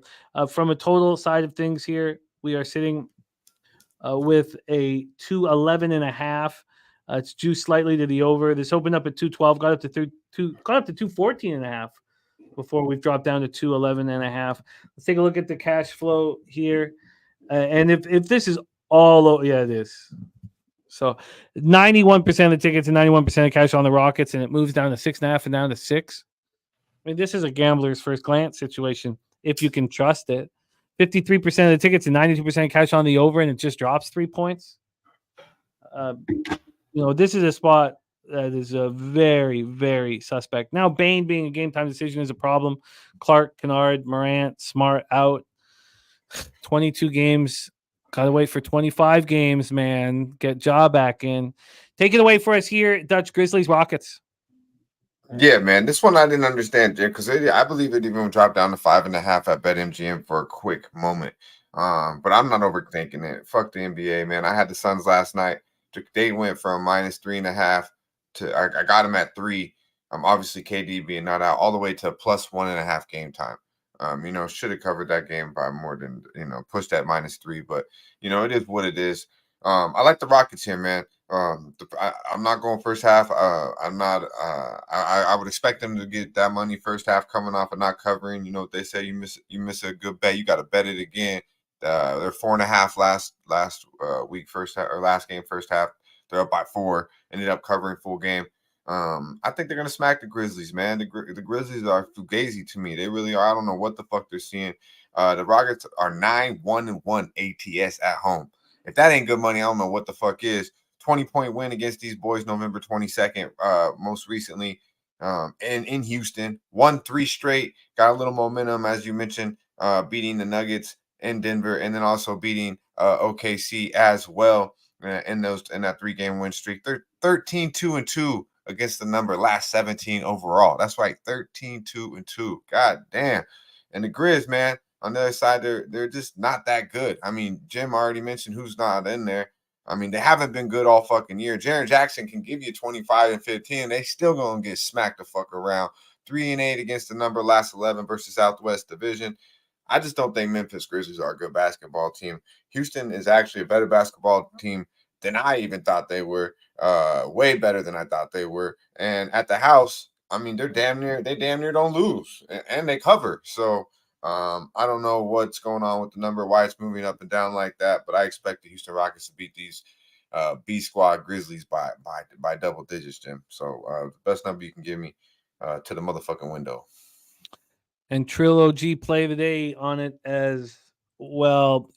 Rockets -7, -1 at 110 available at my bookie for Dutch, and this is makes me very uncomfortable. These are one of these games, Jim, with my bad, where I always got, of course, I got a better number, but this I've been leaving it off, but I'm not doing it. We've done it with the Mavericks, the Nugget, and so on. This one, we're going to the window, and it's going to cash just like the rest of them. I like it. AOD tailing, and but I'm with Sammy. This is something not right. Now, if this closes at 8.5, then you can feel good about it, but something just fishy. Let's move on. 8 p.m. Eastern is our next spot. Pacers, Bucks. Now, we've heard from Sammy Calmer, Bucks first quarter -3. We've also heard from Dan Kelly, who said bad spot for, I think maybe that was Sam Calmer too. He said bad spot for Phoenix. Nets elite against the spread. I might have messed that up with my copy and pasting. And then Stacks play today is Dame Lillard over 27.5 at +108 from our guy Justin McElvey. Astute Chaos here. He's on the first half over 128. Let's get that copied and pasted here. So we've got a lot of action from our cappers in the chat on this one at Pfizer Forum. Bucks 11-2 at home. It's funny, they're 16-7, and in my vividness is them having a bad season and not looking good, but 16-7. Pacers 13-8, 6-3 at home. Billy Briz says the Grizzlies without Desmond Bane isn't even an NBA team. It's like a G League All-Star roster. Well, we don't know if he's going to be in or not at this point. And Eddie Euler in the house. Great to see you, Eddie. Says anyone else notice the over's gone 14-2-1 the last 2 nights of NBA. And Coin saying Indy 8-0 to the over on the highway. Let's take a look at the situation here for this one. First off, Connaughton, Crowder, Livingston out, Nembhard out for the Pacers. Get into the rest situation and advantages here. You have the Pacers bouncing back from the loss in the finals to the Lakers by beating Detroit 131-123. I say bounce back. We talked about it off the top. That was not an easy spot for the Pacers, still sort of in Vegas mode, but a little angry that they didn't take care of business. And then the Bucks coming off that 133-129 overtime win at Chicago. I wish I was focused on something other than football on Monday, but we keep going over what's happening in Chicago, and with DeRozan going for 41 in that loss. Without Levine, this team is playing great basketball, and it's all because of Kobe White. But not talking about Chicago right now. Kobe White is playing at a level that I didn't know he was capable of, and I love watching it. And they're just bet on. I wish I had have moved on them or even paid attention to the situation here. Mistake there. But let's talk about this Pacers-Bucks spot. Bucks have won 3 of 4, and they lost to the Pacers in that game just before the finals to get into the finals of the play-in tournament. They lost 128-119. So I'm guessing the idea from the cappers in the chat is that the Bucks want to answer back. They want to answer back. So let's take a look at the line history here. We have the Bucks sitting right now -6.5 at -103. They opened up at 6, got up to 6.5, and then 7 real quick. And then it bounced back to the 6.5 for the Bucks. Let's get into the total here for this one as well. This total is sitting at 258.5 -109. That sounds like an all-star game. 258.5 moved up to 259 and back at 258.5. Good God. Let's get into the total for this one here. We have 72% of the tickets, 77% of cash on the Bucks, and 52% of the tickets and 75% of cash on the over. Take it away for us here, Dutch. We have cappers on the over, cappers on Lillard, and cappers on the Bucks. What's your plan? Yeah, man. Real quick, hit that. We got 160, a little over 160 people in here. Real quick, if y'all hit that motherfucking like button, I gotta just hit that plain as oak. Get you right where you need to be. Believe it. Appreciate it. Yeah, man. It's Fear the motherfucking Deer. I see a lot of cappers on it. In the chat, hopefully that's a good thing. We all eat. But yeah, I liked this yesterday. I broke it down a little bit with Ski and the boys, and I like this game off a lot. The number has climbed up a little bit, so the best number we can get. But this is the Bucks smash spot here. I'll probably take him first half too, Jim. This is Smack City, right? Shout out to our boy Jay Money. It's trifecta. The Bucks are pissed the fuck off. You remember he said Holly in the corner talking about what time is it? I don't need to finish the rest. But it's definitely Dame time on a Wednesday night. We'll be live watching this game, and I'm excited as fuck. I don't believe I'll get a better number because I believe the Bucks come out pissed the fuck off and ready to rock and roll. So yeah, for official play, Bucks first half full game here. 11-3. Like you said, your idea of them. You said it right from the beginning, Jim. Your idea they had a bad season and they're 16-7. Well, they've won 11 out of the last 14 basketball games straight up. They're 10-1 straight up last 11 at the house. That's pretty good for a team that everyone thinks is complete ass. And I would say now they are 0-2 this year versus the Indiana Pacers, and most recently you touched on it. A game that they pretty much got punked at the end of it. A game that really mattered in front of everybody. Made the trip to Vegas. and went home real motherfucking quick, real quick. Didn't even stay the motherfucking weekend. God damn it. 9-2 they are, however, 9-2 straight up. Last 11 at the house versus the Indiana Pacers, and it's been big brother, little brother type shit with these boys. 15-4 straight up. Last 11 or last 19 meetings, excuse me. So the Bucks have had their way. I believe they're going to come out pissed the fuck off. What really comes down to it is this bench. The head coach of the the Milwaukee Bucks needs to do a little bit better job of managing this bench, whether it be Dame getting more time with the bench players, or Giannis, or Middleton. Let's not forget Middleton was damn near elite, 2-3 years ago. So he needs to get back to form. They are a liability on defense. Outside of Giannis and Brook, nobody really wants to play defense on that team. I guess Beasley's not too bad, but I look for the bench to show up tonight, whether that be AJ Green. He's been getting more minutes, stroking it in the corner over there. You know what you're going to get out of Bobby Portis. But this game means an awful lot to Milwaukee, in my opinion. You've already lost to these boys 2 times, and last time it was damn near embarrassing. Dame said he's going to be ready to rock and roll. I believe in Dame time. I believe it's money time. Dame Dollar, Giannis, Squeak the Freak, and the boys handle business. First half full game, fear the deers. Good money, Jim. Yeah, I agree. I agree with you. You do have some choices here for both first half and full game. You can take the first half. It's at -4 at -105, or -3.5 at -116. You'll have the same decision with 6 and 6.5 on the full game. Yeah, I'll do the 4 first half, and I'll do the 6 full game.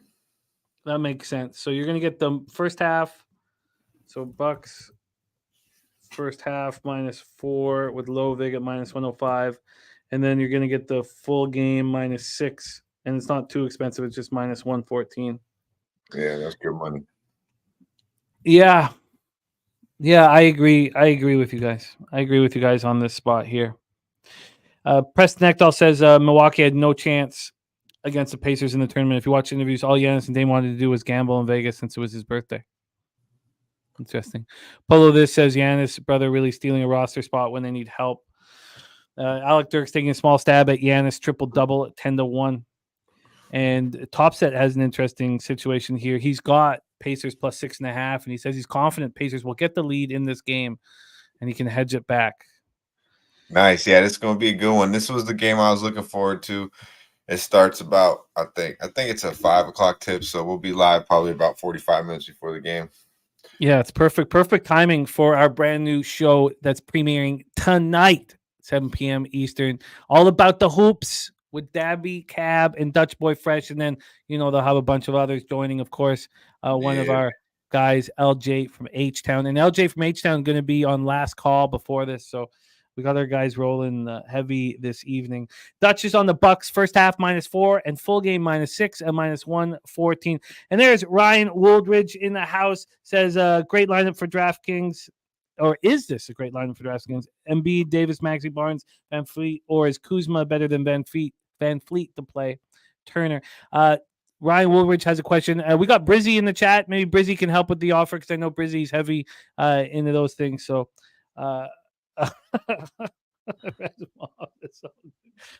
this all going to get ganked. But there'll be a lot of gank talk when we're in San Antonio. My problem in San Antonio is I don't have now I've got a new company on my phone, but I don't have American Minutes or whatever.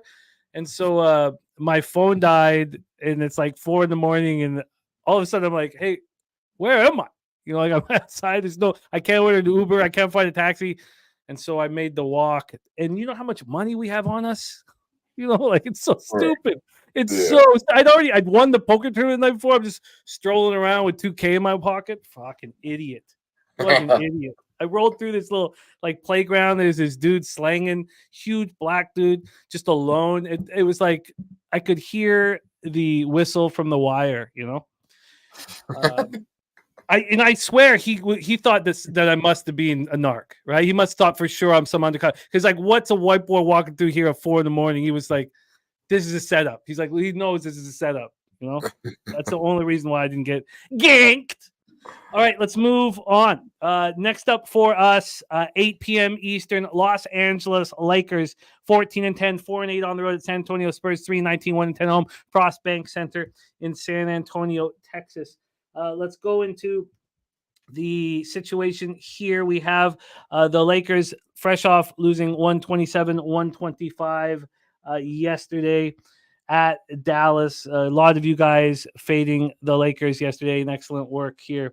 We have, at this point, they're saying that everybody is good to go here, at least on RotoWire.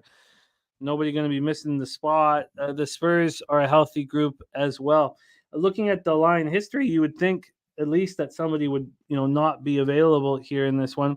We have Lakers as 2-point favorites. That's it. 2-point favorites. They opened up at 2.5, got up to 3, dropped to 2.5, dropped to 2. Then they were at 1.5 until 30 minutes ago. So very suspect line here. From a total side of things, we have this total sitting at 231. It opened up at 227.5 and has just climbed. And the Spurs are losing and losing and losing. So we have this squad now on what is it now? What are we at? 18? Oh, no, sorry, 17. 17 straight losses. Good God, 17 straight losses, 1-10 at home. So here we go. Let's take a look at the cash flow on this one and see if it backs Spurs action in it. It does. 46% of the tickets and 90% of the cash on the San Antonio Spurs. 51% of tickets, 58% cash on the over. Take it away for us here, Dutch. Lakers, Spurs at Frost Bank Center. Yeah, then it's been a backwood for me, bro. San Antonio, man. San Antonio. Hey, good thing is they keep losing like this. How cheap will the tickets be for the Suns, right? Come March. God damn, they'll be giving them motherfuckers away, Jim. Yeah,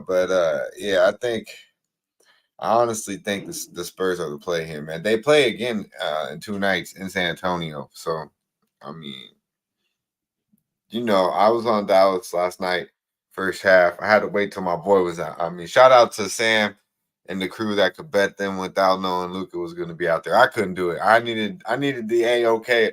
Luka the motherfucking Don was going to be out there. Once he was out there, I pressed the button. They handled business and got it outright. Tough game for the Lakers, though. Tough game. I don't believe they really even were ready to play basketball, but damn, I mean, shit, AD loaded up the stat sheet. He had a great game. LeBron had a great game. I mean, shit, I believe he fucked around and had a triple-double. I don't think they're going to – I wouldn't be surprised if both of them sit tonight. But man, I can't bet on San Antonio. It's like I can't do it.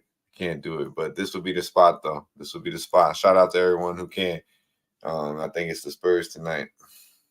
At least somehow, some way, I think honestly, the Lakers probably sit. So they're big guys. Well, I mean, the line is indicating that will happen, but there's no real help here. There's no real issue.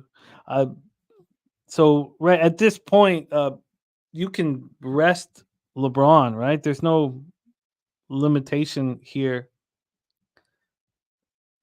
So, I understand what everybody's thinking at this point. That Billy Briz says Lakers sleepy spot to start. I don't think it'll be sleepy if LeBron and AD are out. I think you might get a maximum effort from the Lakers early if their stars are out. But yeah, you get Rui in there. You get Hayes. They got Hayes. I like Jackson Hayes. Not per game. You know what I mean? He can give you some solid minutes. Mm-hmm. Get Austin Reeves in the starting lineup, maybe. Yeah, I'll have some interest maybe in the Lakers if they're both announced out, and we can kind of maybe put together a game script. But at this point, let's just wait and see. And for those of you who like the Spurs, I mean, the indications that both won't be in, and when that's announced, the line will change a bit. All right, let's move on to 9 p.m. Eastern. Dan Kelly telling us that he loves the Nets tonight. Let's talk about Nets Suns right now. Next spot here on the board for us. We have the Suns coming off of the 119-116 win at home last night against Golden State. That stopped their 2-game losing streak. And then for the Nets, they're coming off the 131-118 loss at Sacramento that snapped their 3-game winning streak. So they're in the beginning of this road trip. Right now we have Phoenix -2 at -103. KD still listed as a game time decision, but do we expect him to be back in for this? Yeah, I mean, from what I see, he said he's gonna rock and roll. I mean, I thought he was gonna be ready to rock and roll last night. They say they expect him to play tonight. Guess he wants to go against. He got a little more in the tank against Brooklyn than he does Golden State. Yeah, I get that here. So we have a very suspect line again, though, opening up at -3, dropping down to -2. Maybe if you want the Nets, maybe it's makes sense to sit and wait for KD to be announced in. 85% of the tickets and 77% of the cash on the Nets, trying to fade this back. And BJ says it was official. He plays tonight, so he is on this spot. Still fishy line. 227 is the total. It opened up at 227.5, got to 228.5, and then dropped. Let's take a look at the cash flow then for this one. Cash flow wise. Oh, I did that already. And we don't have any information on the total. So take it away for us here. Dutch. Nets, Suns, our second to last game on tonight's card. Yeah, man, I can understand the big case here for the Nets, but I like the Suns here. I like them, back. They haven't played much lately. KD ain't played in over a week. We know Bradley Beal hasn't played that much. Only played 27 minutes last night in his first game back. And Book's missed a lot of time too. So I believe they'll be pretty fucking fresh. Nobody outside of Book played more than 30 minutes last night. I believe Aaron Gordon played 31 maybe. I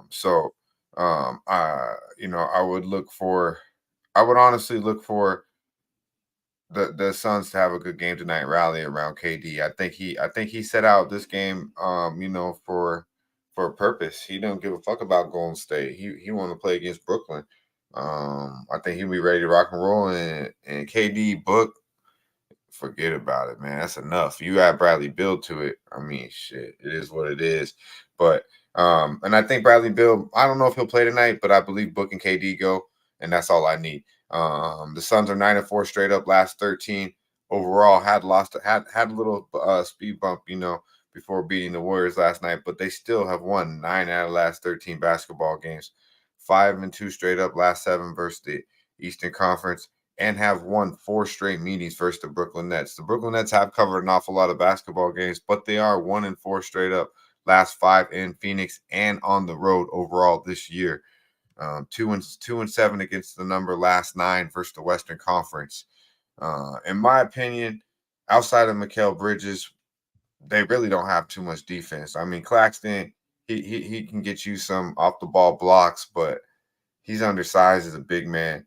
You're relying on Dinwiddie, Cam Johnson, Cam Thomas. Like, these guys just don't play defense, man. And you got elite offensive players on the other side, and Devin Booker and Kevin Durant. And if Bradley Beal's out there, add him to the motherfucking bunch. That boy's real nice too offensively. So I just think there's levels to it, Jim. And you got the factor of KD playing against the team, that they traded him, and then the Mikal Bridges. He had a real nice year towards the end of the year. There was rumblings that Brooklyn got the better of the trade. KD don't like to hear that. We know KD heard that. He hears everything. So I would look for KD to have a big night, and I would look for Devin Booker to continue to do what he do, and that's drop motherfucking 30+ on a suspect defensive team outside of Mikal Bridges. So, and I can see Mikal having a night against his team, but I mean, I think he's more than happy with the trade. He's the man now in Brooklyn.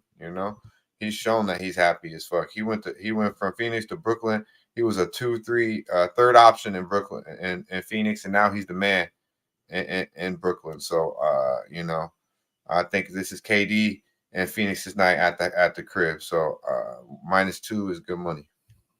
I mean, you can have -2 with no VIG, -103, or you could have the money line at -123. Nah, give me the. I don't need that juice.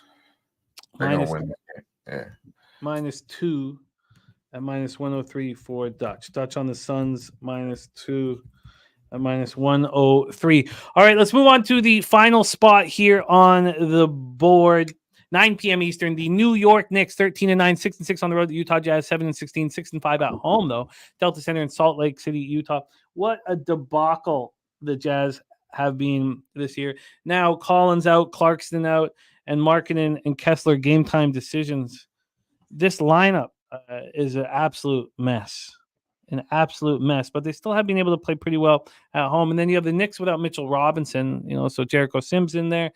Quickly a game time decision. So Billy Briz says Vegas trap spot. I want to bet Utah, and I have moved on Utah a few times at home this year, and I'd have to go back and look at. There's been some bad and some good. They lost 3 straight, and they've been destroyed in these 3 games. They lose by 50 at Dallas.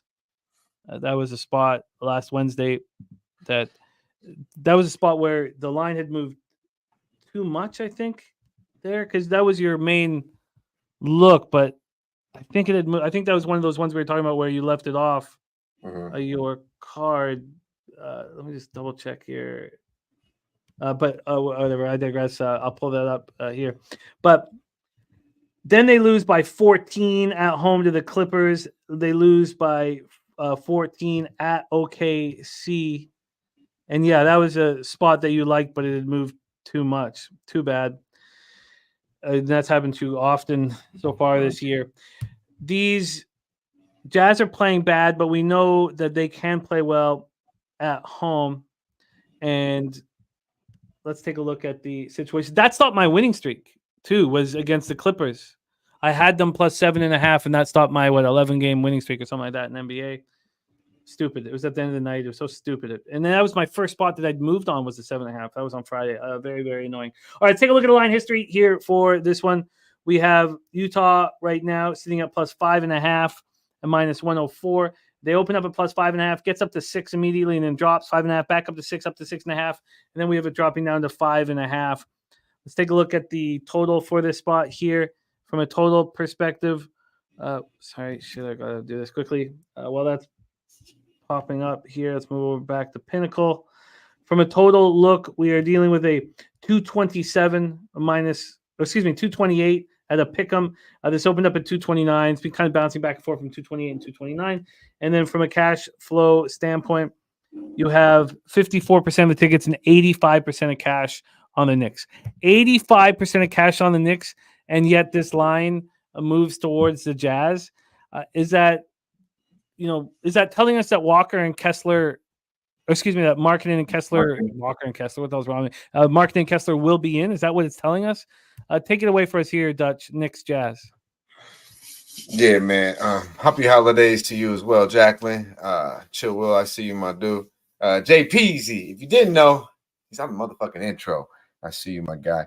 Yeah, man. Our boy Billy Briz pretty much seeing what I'm seeing. I'm not going to the window with Utah, but this is a game that I feel like is a sneaky Jazz spot somehow, some way. They'll probably get some of their guys back. I know Clarkson's out as well, but these guys got guards galore. Really, they're just gonna try to outscore you. The Knicks didn't play too much D against Toronto the other night, allowing the Toronto Raptors to score 130 points. So maybe we see some points in this basketball game as well. The Jazz are auto fade. Just go straight to the fucking window with the Jazz on the road. But however, at the house, I mean, they're pretty nice against the number. They're 8-3 ATS this year against the number at the house. 6-1, the last 7 games at the house, and they're 4-1. They've covered the last four out of the last 5 against the Knicks at the crib. And the Knicks are 3-7 straight up, last 10 overall versus the Utah Jazz, Jim, and 3-6 against the number, last 9 overall. The Knickerbockers are. So a lot of things do trend to the Jazz here in this spot. you need Walker Kessler out there because he's the only guy that's going to play defense, and obviously you'd want Markin out there because he's probably the overall around best player. Collins, I don't really think is too much with or without. So I believe it's Utah spot here. Maybe this is the trap that Billy talked about. A lot of people are probably going to be on the Knicks here and betting the Knicks money line or in some sort of way. So we'll see. But I'm off this game, but a little lean to the Jazz at the crib. Andrew G saying who's betting the Jazz, laughing. Me. I'm gonna bet the Jazz. The question is, should I wait? I mean, it's just hard to believe that. I guess what's going to happen is, I don't think this the number will go down. It has a little though, right? No, I mean I agree with you. Don't you think the public's got to come in and smash the Knicks? The problem is that quickly Kessler and Marketing, I guess, are going to play.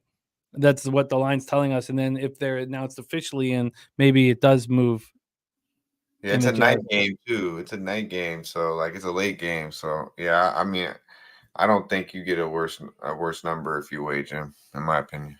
No, I agree. I think that you get, and then if it is worse, then it's a slam dunk here.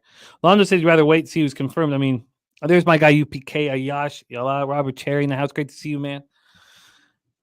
Yeah, the Jazz. I keep going back to the well with the Jazz. I'm gonna. Okay. All right. Let's review all action here on tonight's card. Looks like I'll have 3 bets.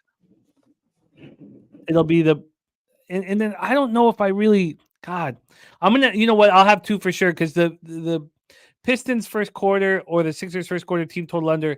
That's going to need more time because Sammy's on the other side. Whenever a colleague that I respect's on the other side, I'll need to sit with it to decide whether I have enough conviction. And, I probably don't have enough conviction. To do. I'll probably, and now that I think about it a little more, I'll probably leave it off, which would mean that my only spot will be tailing Dutch's look on the Bucks full game and adding the Jazz. Let's review all action here. We have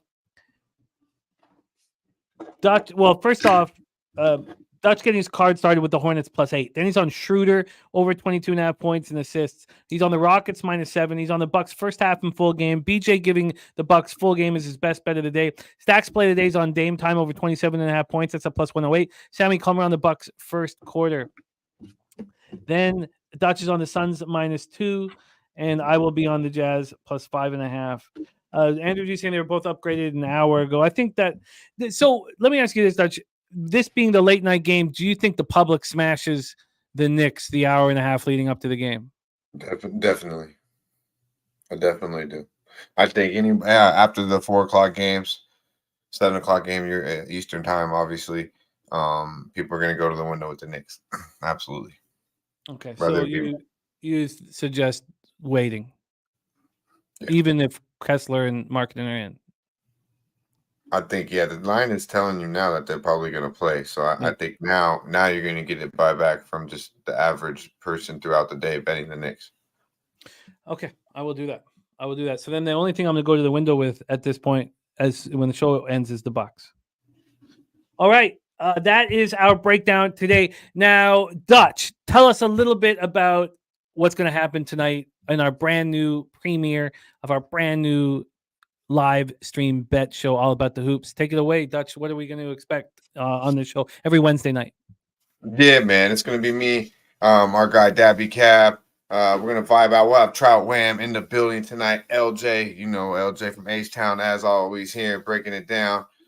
He'll be coming through. We're going to really just be vibing out. Now, the college card is light today, Jim. It's light, so we'll see, obviously, if Dabby Cab has any. Probably, check out our boy Migadimi Mac as well, too. Connor Mack, reach out to him. He's probably one of our better overall college and NBA cappers we have, to be quite honest with you, together, combined. So we'll look for looks, but we're going to do what you do, man. We're going to break it down like you do on the NFL live shows.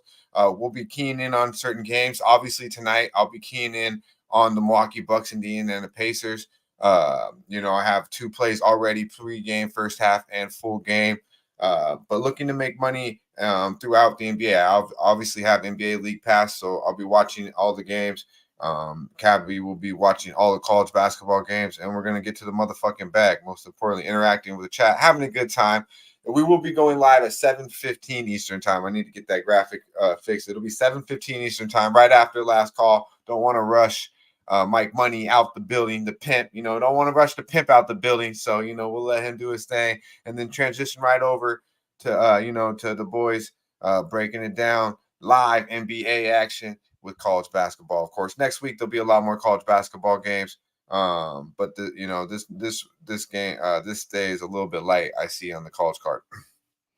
Well, I will be a big part of the action on the show as soon as the regular season ends in NFL. So 4 weeks. I need 4 weeks because I won't have the Monday night live stream for NFL. So I'll be able to lock down the Wednesday night and rock with you guys. And I love live betting NBA too. It's extremely enjoyable. Yeah, there's a lot of money to be made in live betting the NBA. So I'm excited about the fact that I'm going to be so locked in and with the great cappers we have in the chat that are going to find us spots. I'm not just relying on myself or Cab or the people we have on the panel.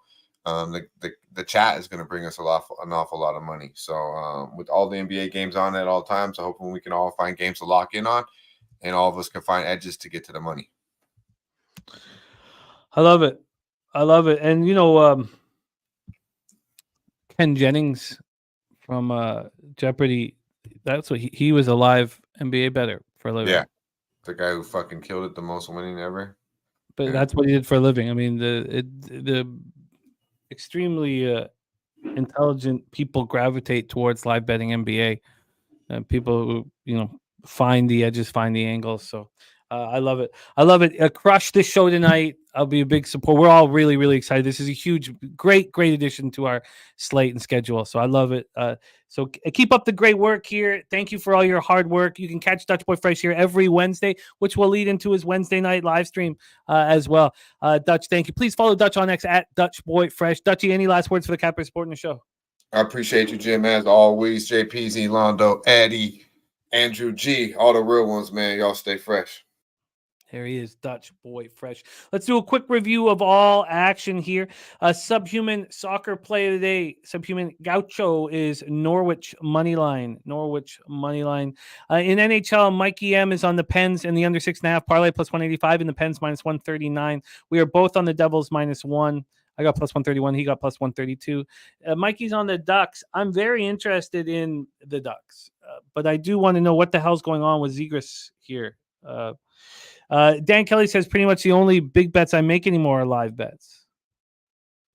It says last night on your show I gave you the Celtics. It was too easy. No, I see the sharpest minds gravitate towards it, Dan. It makes perfect sense to me. Now you have to have time. You have to have time and you have to be focused on the situation at hand. You have to have pre-capped it. There's all these things that go on to succeeding in live betting, and it's all about the work that you put in. But I get it, Dan. I hope you're in the chat. That'll be a great asset for everybody if you are. Mike M's on the over 6.5 in Buffalo, Colorado. I'm on the Jets first period at plus 140. Slatsy gave us Kings in regulation in the under 6. I'm excited about that spot. Chill Will, thank you, my man. Thank you for rocking with us. Eddie Euler says I can't live bet or I'd be divorced. It's when it comes to this stuff, I do whatever I goddamn want. It's my whole life. It's always been. She knew what she was getting herself into. All right. In college football, Georgia Southern -3 for Mikey M. Mikey M's also on New Mexico State Fresno State under 51.5 and the over 48.5 in UCLA Boise State. Morgan Spooner gave us his favorite college spot of the day, Toledo first half -4. Mikey M gave us Chicago State plus 25. I want in on that badly. So I'm going to be moving on that as soon as the show's over. He gave us Creighton -12.5. That's Londo's best bet of the day. That's the Jack Jones Classic in Henderson. Joseph Thompson says his top NCAA model play of the night, Southern Mississippi McNeese State over 139.5. And that's just another example of why this is such a special show and such a special group, is that you find your best edge and angle, and you just want to come to the chat and share it with everybody. I mean, I just love that stuff so much. Nevada -9 for Mikey M. I'm gonna move on Nevada first half after the debacle last out. Stimmy OG's big on the over in the Auburn game. Now, the two spots where CMAC and Mike M are correlated is Louisville -3 at -108. They're going up against the line move. And then Seattle +10 for both of these guys. They're both on the +10 Seattle, and I'm going to join them on Seattle +10. I think that makes a lot of sense. Then for CMAC, he's also on the over 150.5 in Utah, Santa Clara. Then in NBA, we just went over all the action there. Coin says, does she have a sister, Jimmy? Wish my wife felt that way. You can't give them an option. There's just no choice. That's if of course she doesn't like it. So you have to do other things very well. Billy Briz liking that Louisville spot. Brent Cook liking that Louisville spot as well. Polo this, Polo that says, good show, Jimmy. We need a Jose appearance soon. Says Polo this, Polo that. Can we get one to close up this show? Let's see. If I can see him flash backstage, we'll know we're good. Thank you, BJ. Thank you for rolling in, letting us know. Brent Cook also on the Raging Cajuns. And we're not going to be able to. We're not going to be able to get a Jose appearance, but we need more Jose. I know that. And Topset said, I said from the beginning, the future is in live betting. Chill Will, Polo this, Coin. Thank you guys so much. Dan Kelly, AOD, Londo, Eddie, Euler, Kongs, Clips, JPZ, Andrew G, Von Polo, Rodney M. Thank you guys. Thank you so much. Coin, UPK, Ayash, Yala. Thank you guys. Brent Cook, you were money. Equinimus, Billy, Brisbane Gold 44, DC. There he is. There he is. How are you, Jose? I'm fine. No complaints. Tired actually, but thumbs up. We're right. Oh wow! I didn't know I did. I didn't know I do that. Wow! Look at that. Wow! There's a surprise to all of us. Wow! Look at you. You've come a long way. You've come a long, long way. What are your thoughts on Draymond Green? The NBA, who cares? None of this matters. The NBA doesn't matter until the playoffs. Nothing cares. You just threw a punch at a larger man. Did you see anyone try to step up and be like, yo, Draymond, what the fuck? No one on the Suns considered that. So this is all nonsense. Who cares? None of this matters. Let's just get to the playoffs because this stupid sport doesn't matter until it happens then. Wow. You're just a ray of sunshine. And people will get NBA is stupid. I hate stupid NBA. People will get to see you as a ray of sunshine in person at Pubapalooza. What are you most excited about for Pubapalooza? Well, you said that when you met everyone at Pubapalooza, that everyone meets their expectations. I'm the one person that expectation is not met. So I'll give everyone that now. I can be a raging dick during Pubapalooza, but that's because it's a very busy weekend for me. It's the busiest weekend of my work year. So while everyone else is having fun, I'll be stressing, but it's a good time nonetheless. I make my way to the poker tables. I steal some bounties. It's a good time, but of course, Pubapalooza is going to be a great time. I think obviously the one fact is meeting all the new people that are coming in here. As you know, Jimmy, I love meeting new people. They call me Meeting New People Bouquet. Just know I will not approach you. You will have to come and talk to me. Just know that now, but I can't wait to see everyone. It's going to be a whole lot of fun. And the poker tournament's always fun. And being the money bitch, of course, is always a good time. Oh, nice. Well, it makes me laugh. But Lil Domo as Chill Will is his pops, man. That's so dope. Lil Domo and Chill Will. I love family capping teams, man. I respect that so much. Lil Domo, my guy. Jose, time for us to move on to the future. Your thoughts on the $700 million contract for Shohei Ohtani?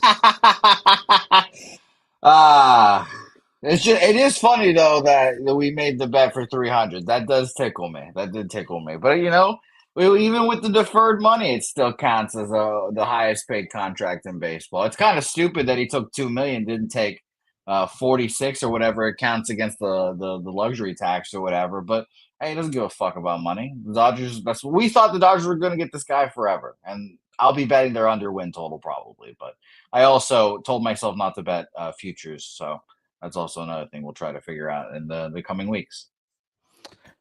I'm very excited about Pubapalooza. We are now 3 months and 1 week away from Pubapalooza. So let's go. I got an action to bet now. So let's get that cash. Let's carry on. We've been running pretty nice, and we need to keep that going. The NBA record, college basketball record is pretty nice. Combined 37 and 20. Got to keep this going. Jose, good. my friend, can you please bless us, bless our action, and leche us into the future? And thank you all for your support. It means a ton. Yes, of course. It's nice seeing everyone. You know what I haven't thought of yet, Jimmy? The one concerning thing about Pubapalooza is that, the Korean sleeper cells, that they know where I am at that moment. They'll know where I am. There's a schedule. And they could definitely come from my neck then. So if there are any of them out there, just know that I mean no harm, and we can break bread and have a good time at Pubapalooza. So it'll be great to see you guys there as always. Jimmy, it'll be nice to see you. Top Set, hope to see you there. Londo, Coin, Nasty Nate. Nasty Nate, I hope your family's doing all right. You did just sound like you had a movie-esque kind of a morning, I guess, but hope you're doing all right, Nate, Billy, Kong. And by the way, it's nice to see Billy back in Jersey. It was just I'll admit it, Billy. You're not a West Virginia guy. I'll say it. Jersey fits you well, Billy. So it's nice to see you there as well. But let's get into the action. Jimmy, good luck today. And leche, los.